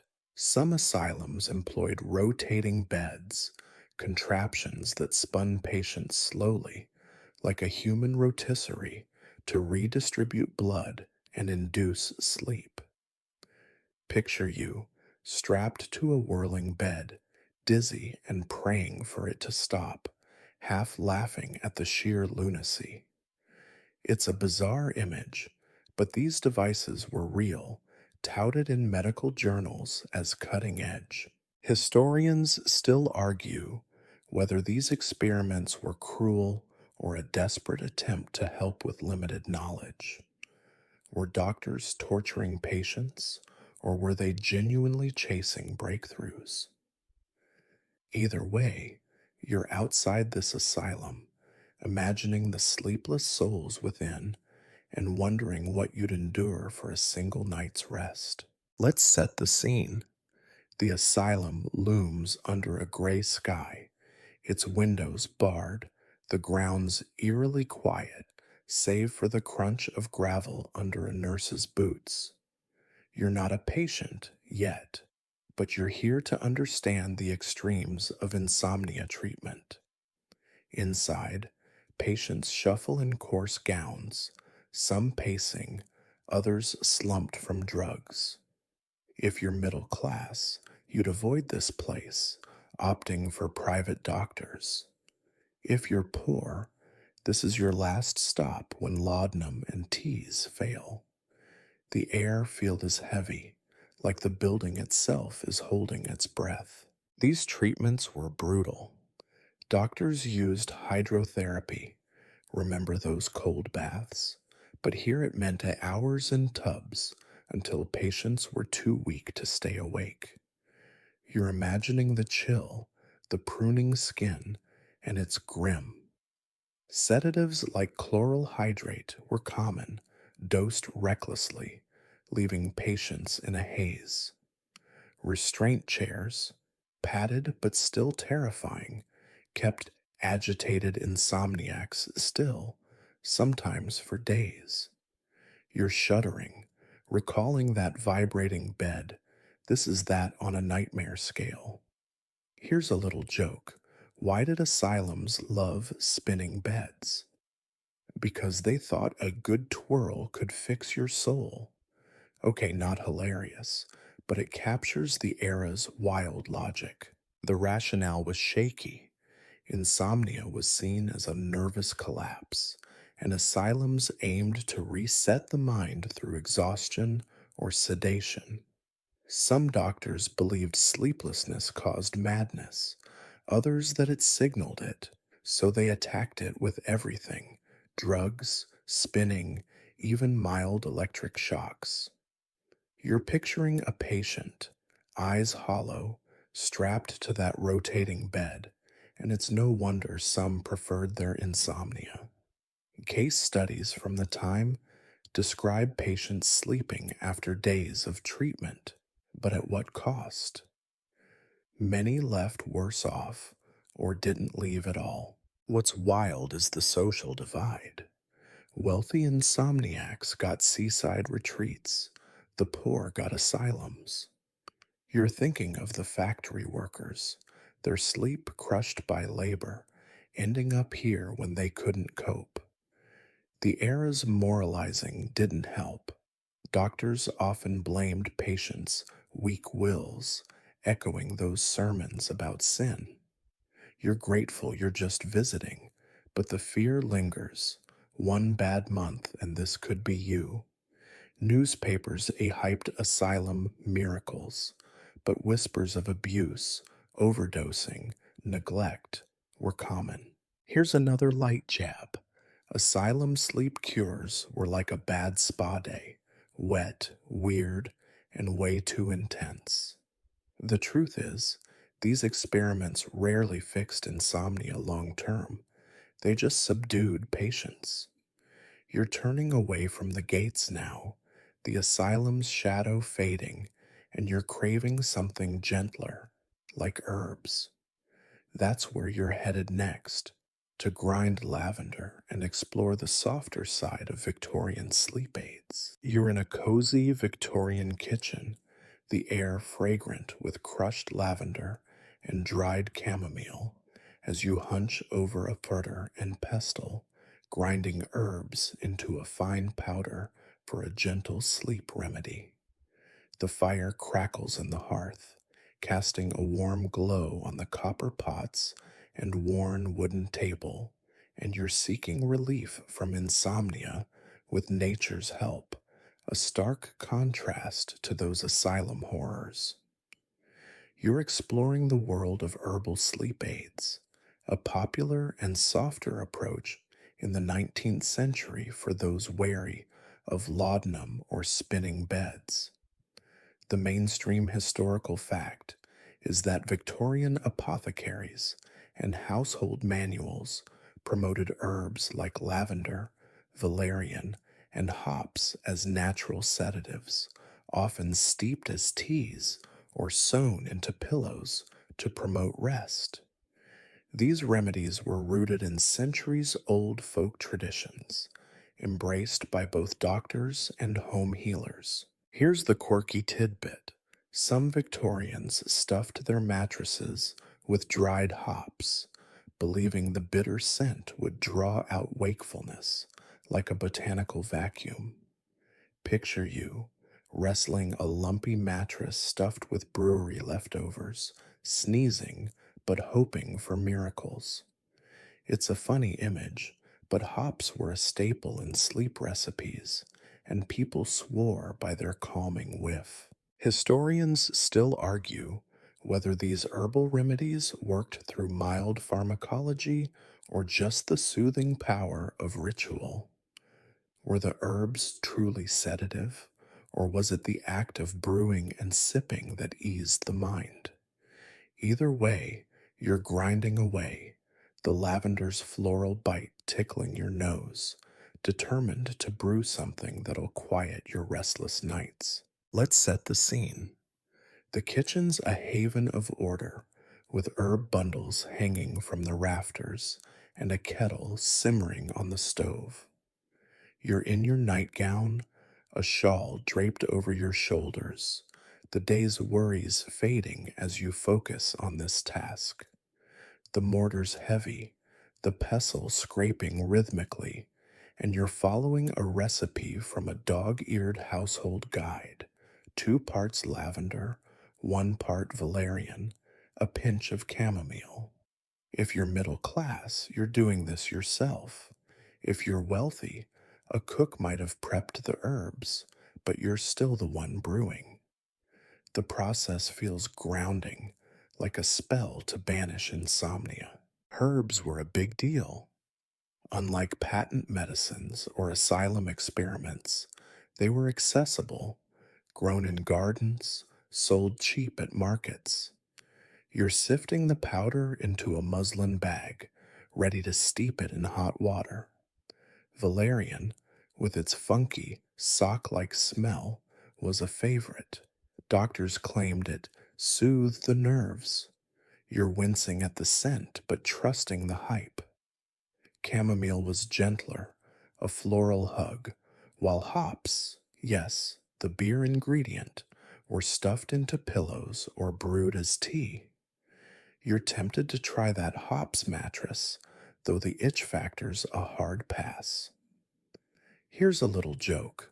Why did Victorians love herbal teas? Because they were cheaper than a doctor and smelled better than laudanum. Okay, not a zinger, but it fits. Herbs were the people's remedy. The science was spotty, but not wrong. Modern studies confirm valerian and chamomile can mildly sedate, though Victorian doses were often too weak. You're pouring hot water now, the steam curling up, and the act's as calming as the drink itself. The era's manuals were full of recipes: lavender sachets under pillows, rosewater spritzed on sheets. You're tucking a sachet under your pillow tonight, hoping its scent lingers. Poorer households used whatever grew wild, dandelion, mint, while the wealthy splurged on imported herbs like passion flower. What's wild is the trust in nature. After dodging opium and quack tonics, you're relieved to try something that feels wholesome, even if it's not foolproof. The manuals tied herbs to moral purity, echoing those sermons about clean living. You're sipping the tea now, its warmth spreading, and it's pleasant, though sleep's still a gamble. Some doctors warned against overdoing it.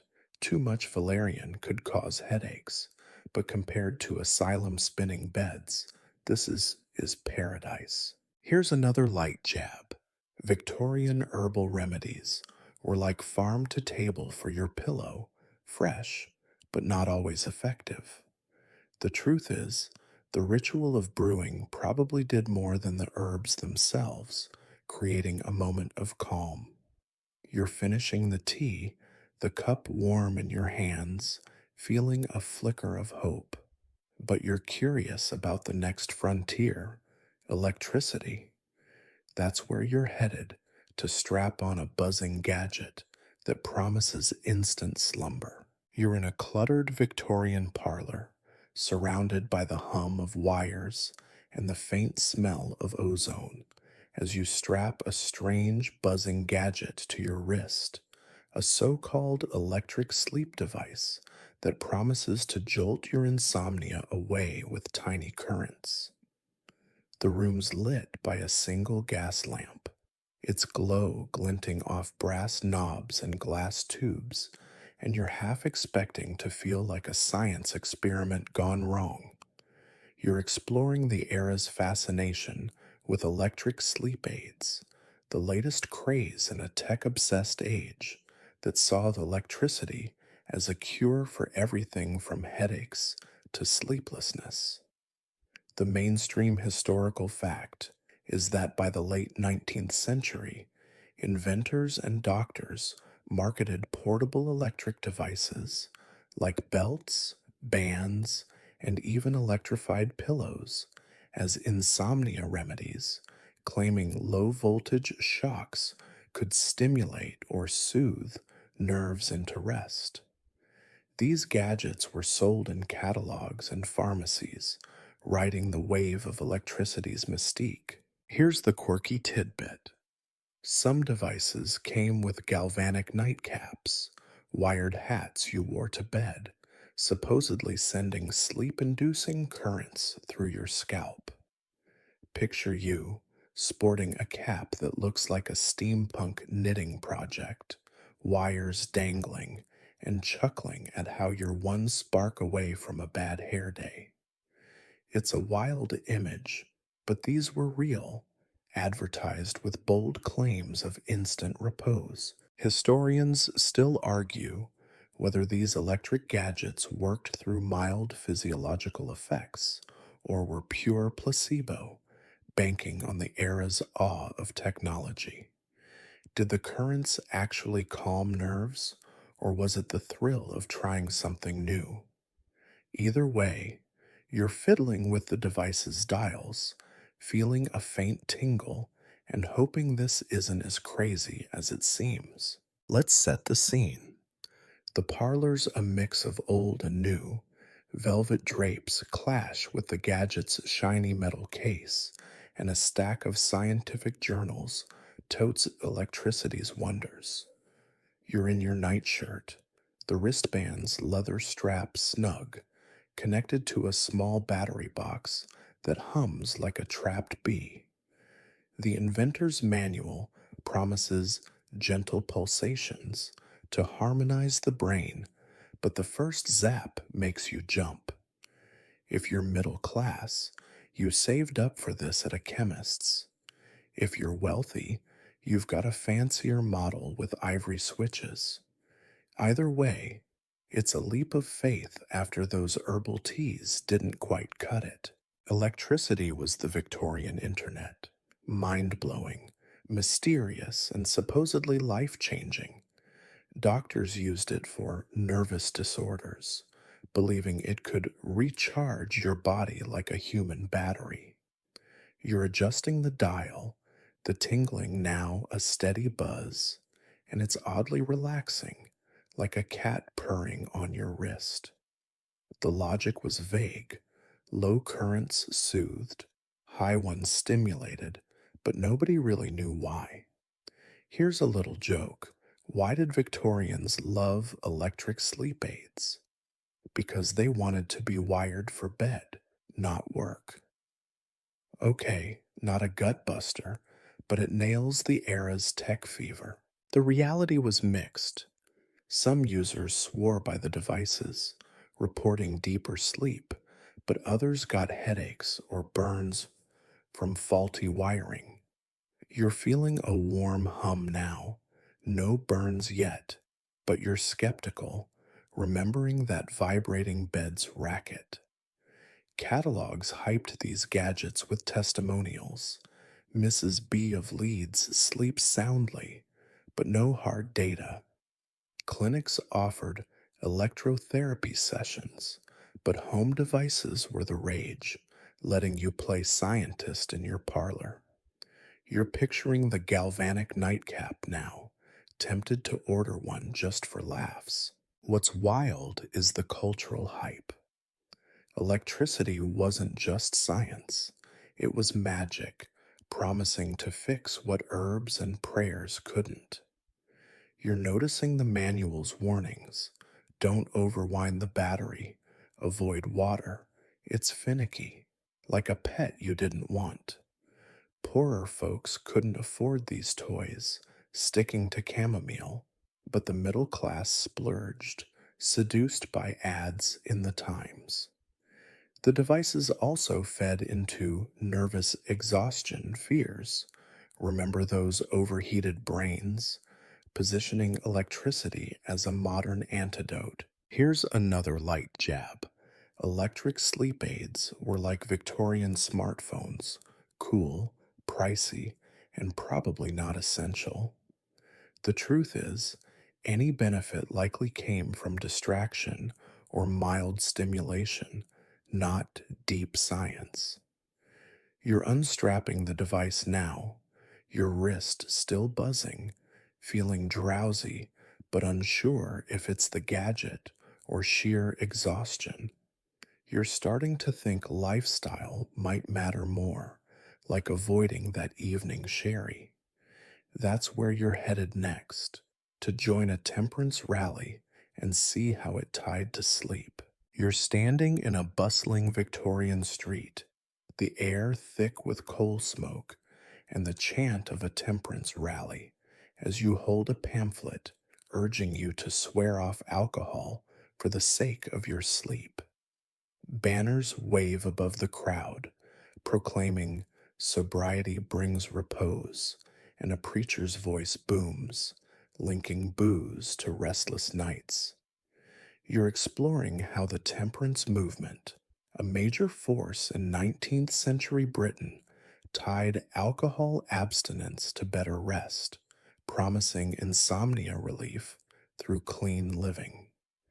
The mainstream historical fact is that the temperance movement, peaking in the 1870s, promoted sobriety as a cure for physical and moral ailments, including sleeplessness, arguing that alcohol overstimulated nerves and disrupted natural sleep cycles.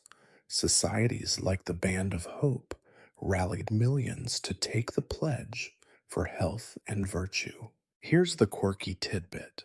Some temperance advocates claimed a single glass of port could ignite the brain for hours, as if your evening sherry was a firecracker keeping you awake. Picture you sniffing your teacup suspiciously, wondering if that splash of brandy in last week's pudding is why you're still counting sheep.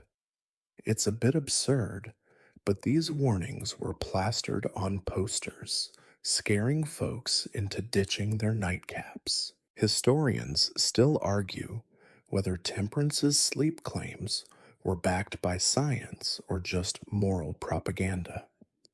Did cutting alcohol genuinely improve rest, or was it about controlling working class habits?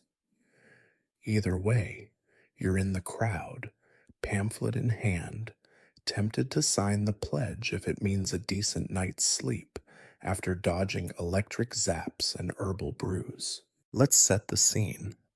The streets alive with marchers, women in bonnets, men in sober suits, even kids waving anti-liquor flags.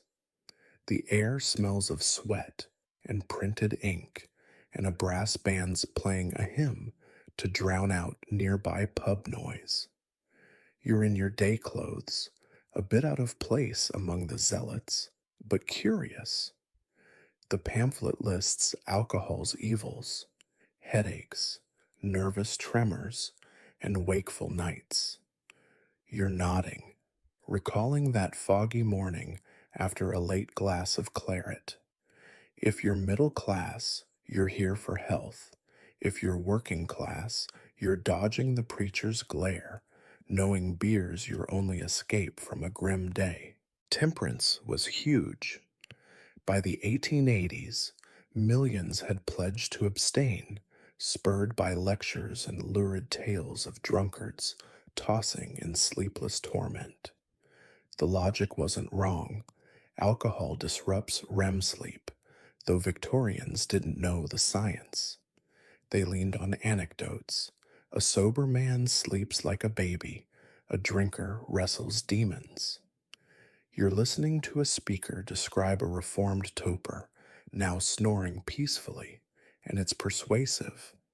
Here's a little joke. Why did temperance folks hate booze? Because it turned their dreams into bar fights. Okay, not a classic, but it fits. Sobriety was sold as a sleep miracle. The movement wasn't just about health, it was moral crusading. Alcohol was blamed for poverty, crime, and moral insomnia, a fancy term for guilt keeping you awake. You're thinking of those sermons about sin, wondering if a pint's the real culprit.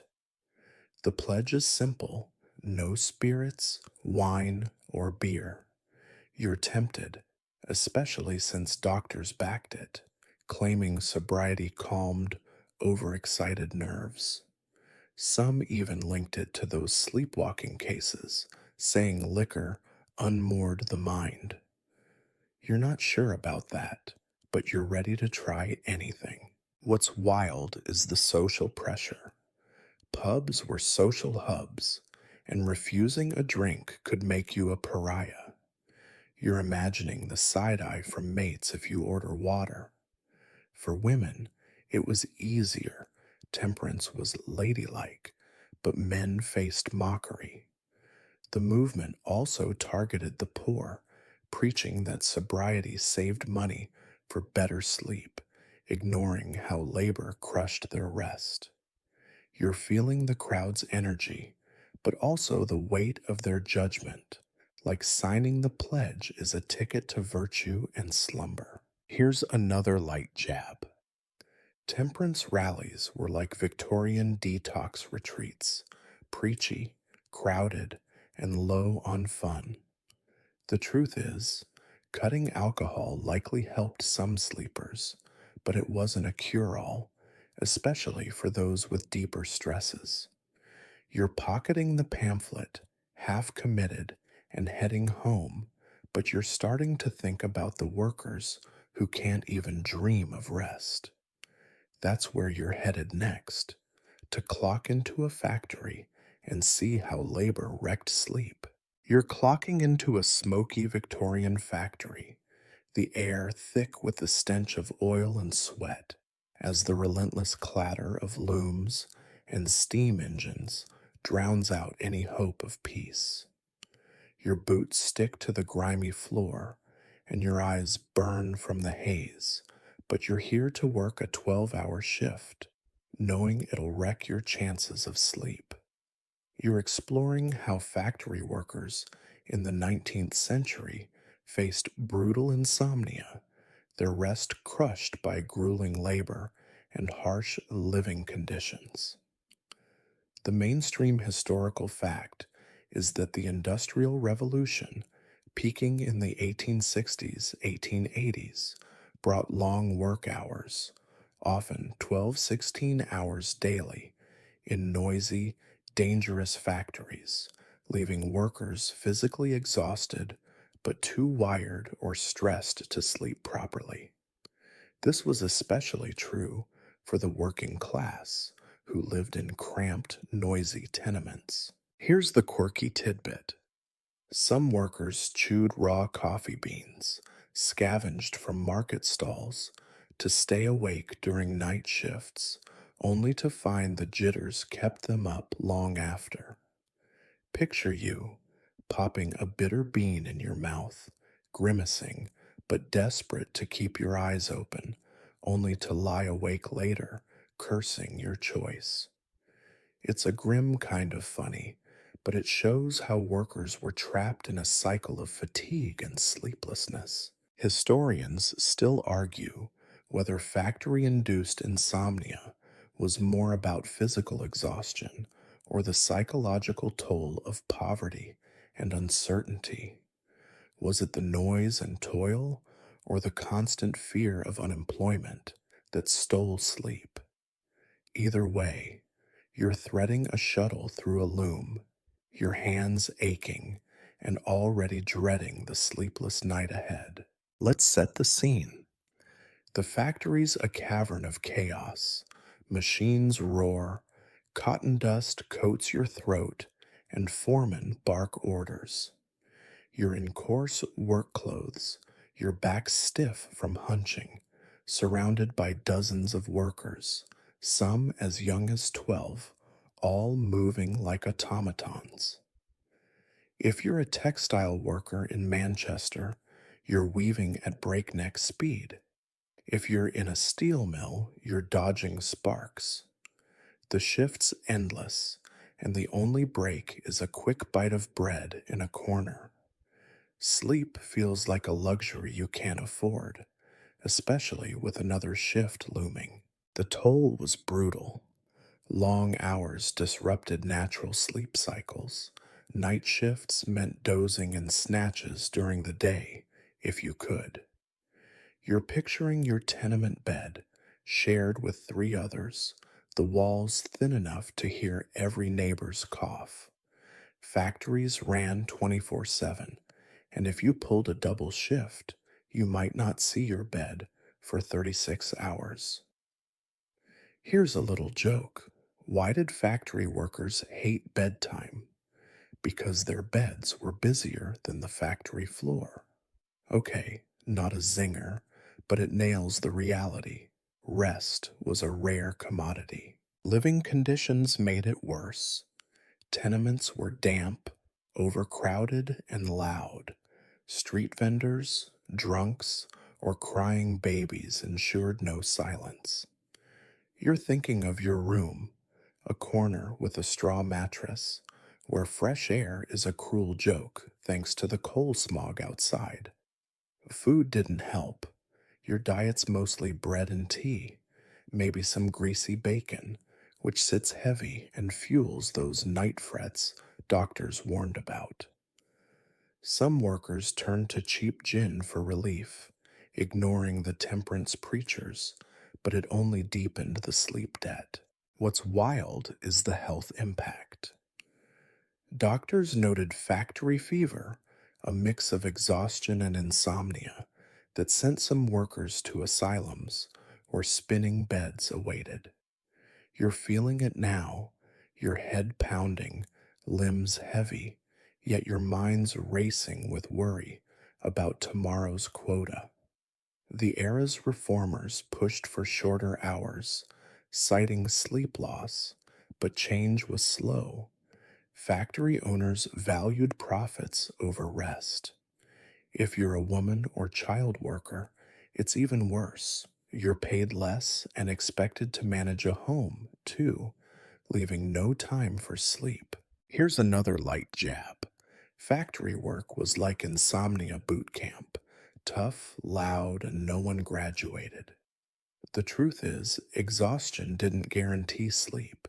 Stress and noise kept workers wired.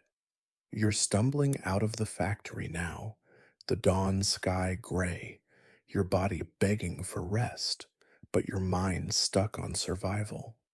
You're starting to wonder how the wealthy slept, or didn't, because their insomnia had its own flavor.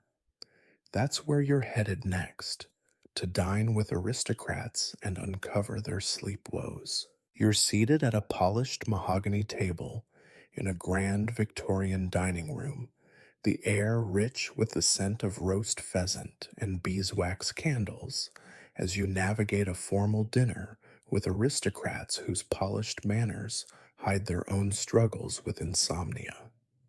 Crystal chandeliers gleam overhead, and servants glide silently, but the conversation, stiff with etiquette, hints at sleepless nights fueled by unique pressures.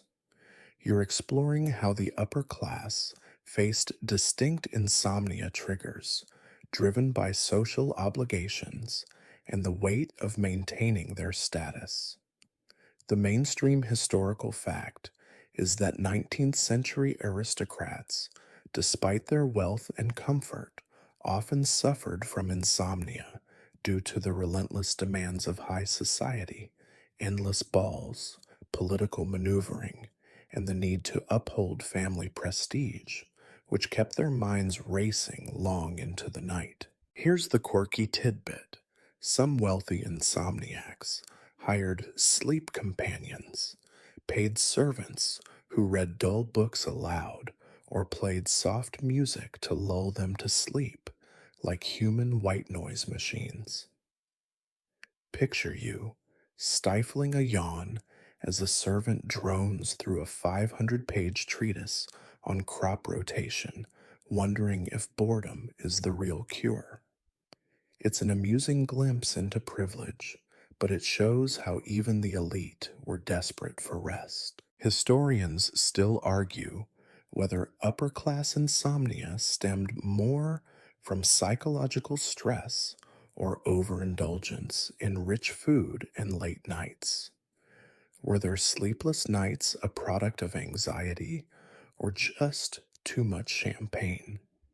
Either way, you're sipping weak tea, trying to keep up with the dinner chatter, and noticing the subtle signs of exhaustion in your host's eyes. Let's set the scene.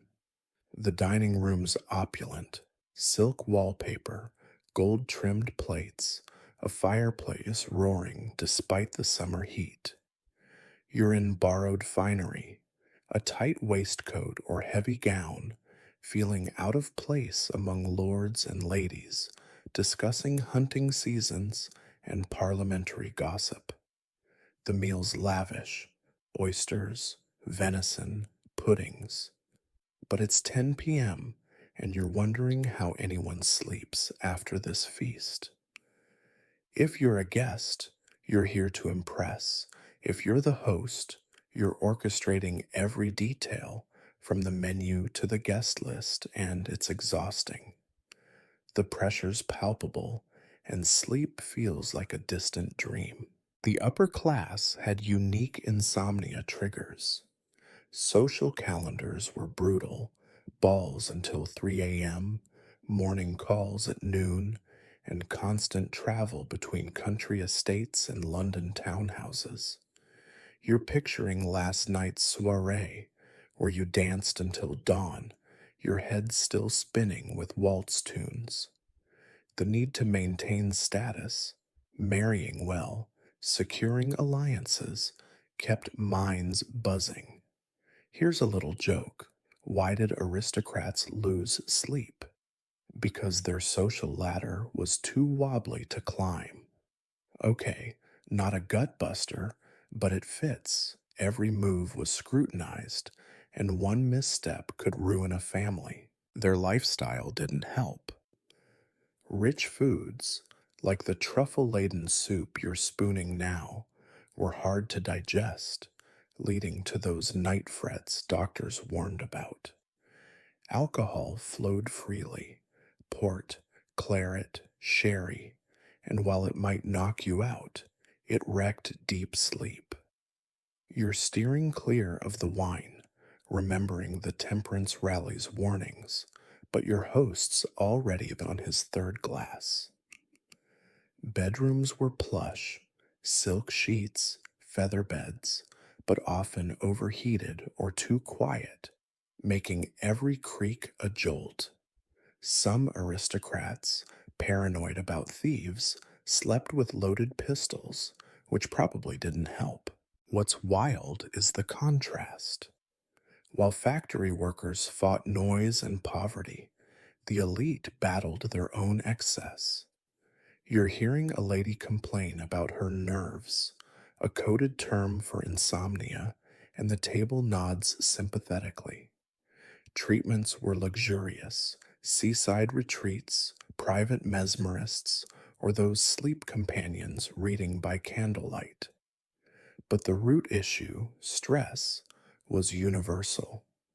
You're feeling it now, the weight of keeping up appearances, your eyelids heavy, but your mind stuck on tomorrow's obligations. Here's another light jab. Aristocratic insomnia was like their chandeliers, fancy, heavy, and hard to ignore. The truth is, their wealth bought comfort but not peace, as social pressures kept them awake. You're excusing yourself from the table now, the dinner dragging on, and you're craving your simpler bed, even if it's lumpy. You're starting to wonder how science began to tackle insomnia, because the era's first sleep studies were emerging. That's where you're headed next, to read about the dawn of sleep science. You're hunched over a cluttered desk in a Victorian study, the air thick with the scent of ink and old paper, as you pore over a scientific journal filled with the era's first tentative steps toward an understanding sleep. The gas lamp hisses softly, casting a warm glow on pages dense with charts and theories, and you're piecing together how these early studies hinted at modern sleep science, offering new hope for your insomnia. The mainstream historical fact is that by the late 19th century, scientists and physicians began studying sleep systematically, moving beyond moralizing or quackery to explore physiological processes like brain activity and sleep cycles. Pioneers like William Hammond in the 1880s published works on sleep hygiene, laying groundwork for today's understanding of circadian rhythms. Here's the quirky tidbit. Some researchers believe sleep was caused by cerebral congestion, a buildup of blood in the brain that could be fixed by sleeping with your head elevated. Picture you stacking pillows like a fortress, hoping a tilted noggin will send you to dreamland, and smirking at the odd logic. It's a peculiar theory, but it shows how Victorians were groping towards science, even if their ideas were half-baked. Historians still argue whether these early studies marked a true scientific leap or were still tangled in the era's pseudoscience? Were they cracking the code of sleep, or just repackaging old myths? Either way, you're flipping pages, your eyes gritty from another sleepless night, eager for insights that might outshine laudanum or spinning beds. Let's set the scene. The study's a scholar's haven, bookshelves crammed with medical tomes, a globe gathering dust, and a tray of cold tea you forgot to drink. You're in your nightshirt, a blanket draped over your shoulders, deciphering jargon about nervous energy and vital forces. If you're middle class, you borrowed this journal from a friend. If you're wealthy, you've got a subscription to the Lancet. Either way, it's a shift from the sermons and tonics you've tried, and the promise of real science feels like a lifeline. These studies were groundbreaking. Researchers started observing sleep patterns, noting how light, diet, and stress affected rest. Sound familiar? You're reading about experiments where doctors timed how long it took subjects to fall asleep after coffee. Spoiler, longer. They didn't have EEGs, but they used crude tools like pulse monitors to track bodily changes. You're intrigued by a claim that regular bedtimes synchronize the brain, which echoes those strict nursery rules for kids. Here's a little joke. Why did Victorian scientists study sleep? Because they were tired of guessing. Okay, not a riot, but it fits. They were finally asking the questions instead of preaching. The ideas weren't perfect. That cerebral congestion theory led to odd advice, like avoiding heavy reading before bed to keep blood flow light. You're chuckling, thinking of your hidden gothic novel, but you're also trying the elevated pillow trick tonight. Some doctors pushed sleep diets, no spices, lots of milk, which you recognize from those chamomile teas. Others noted that overwork, hello, factory shifts, wrecked sleep, a nod to social reform. You're underlining a line about quiet rooms, wishing your tenement wasn't a symphony of snores and street noise. What's wild is the optimism. These journals brim with hope that science could solve insomnia, unlike the moralizing sermons or grim asylums. You're feeling it, a spark of belief that sleep isn't a divine gift or a ghost's curse, but a process you might master. The studies also sparked debate. Some doctors clung to old ideas, like nervous exhaustion, while others pushed for lab research. You're siding with the lab folks, even if their tools are primitive. Poorer folks rarely saw these benefits, stuck with folk remedies, but the ideas trickled down through public lectures. Here's another light jab. Victorian sleep science was like a steam engine, clunky but headed somewhere. The truth is, these studies laid crucial foundations, even if they got plenty wrong. You're closing the journal now, your head buzzing with terms like somnolence, but you're hopeful. You're wondering how all these cures, herbs, machines, sermons, shaped today's bedtime habits. That's where you're headed next, to reflect on the lasting legacy of Victorian sleep struggles. You're lying in your Victorian bed, the familiar creak of the mattress beneath you, the air soft with the scent of lavender from that sachet you tucked under your pillow. The candles burned to a stub, its faint glow dancing on the walls, and you're reflecting on how the wild, weird world of Victorian insomnia cures, everything from laudanum to spinning beds, has shaped the way we chase sleep today. The mainstream historical fact, is that the Victorian era's obsession with insomnia, blending science, superstition, and social pressures, laid the foundation for modern sleep culture, influencing everything from bedtime routines to pharmaceutical approaches. Their experiments, though often bizarre, were early steps toward an understanding rest as a health priority. Here's the quirky tidbit. The Victorian habit of drinking warm milk before bed, once a folk remedy, is still a go-to for many today, backed by science showing tryptophan's mild calming effect. Picture you sipping that familiar mug, smiling at how a 19th century hunch became your grandma's sleep trick. It's a charming thread through time, tying you to those sleepless souls who tried everything to rest. Historians still argue whether the Victorian legacy is more about progress or cautionary tales. Did their innovations spark modern sleep science, or do their failures warn us against quick fixes?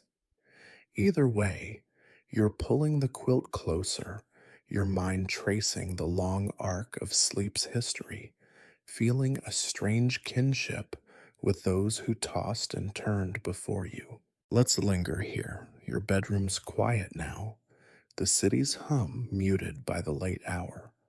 You're thinking back to that gaslit chaos, the opium tonics, the icy baths, and those earnest sermons about sin.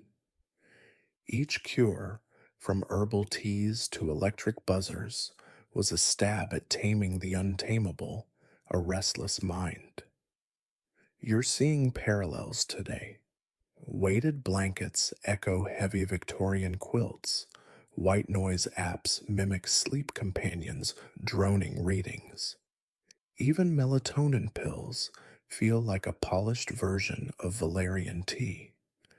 The Victorians didn't have the science, but they had the drive, and you're grateful for their stumbles. Their biggest gift was the idea that sleep matters. Those factory workers, aristocrats, and children, under strict bedtime rules, all faced a world that didn't prioritize rest, yet they fought for it. You're feeling that now, the weight of your own day, maybe a long commute or a buzzing phone, making this bed a sanctuary. The Victorians taught us to carve out space for sleep, whether through rituals like your chamomile tea or rules like no screens before bed. Here's a little joke. Why do we owe Victorians for sleep? Because they lost enough of it for all of us. Okay, not a knee slapper, but it's true. Their sleepless nights paved our way. What's striking is the continuity. You're avoiding coffee tonight, just like they skipped sherry after temperance rallies. Your dark, cool bedroom follows their sleep hygiene manuals, and your mindfulness app channels their dream journals. But there's a warning, too. Their reliance on quick fixes, like laudanum mirrors today's sleeping pills, with similar risks of dependency. You're glad you dodged that apothecary's syrups, sticking to simpler habits, like this quiet moment of reflection. The era's failures, those asylum experiments, the quack machines, remind you to question fads. You're skeptical of modern sleep hacks, like biohacking gadgets, seeing echoes of galvanic nightcaps. Yet their early scientists, scribbling about sleep cycles, gave you hope that rest is knowable, not a mystery. You're wondering how your own sleep struggles fit into this legacy. Each sleepless night, a small part of a centuries old story. As you settle deeper into the bed, the world softens. The lavender's scent is fainter now, the quilt's weight a gentle anchor. Your breathing slows, each exhale carrying away the day's clutter. The room feels larger, the shadows kinder, as if the Victorians' ghosts are finally at rest. You're drifting, the line between thought and dream blurring, carried by the rhythm of your own breath. The candle's flame is a distant star, guiding you toward a place where worries dissolve, where sleep is a river, deep and unhurried. Let it take you now. Let the night unfold. Let the world wait until morning.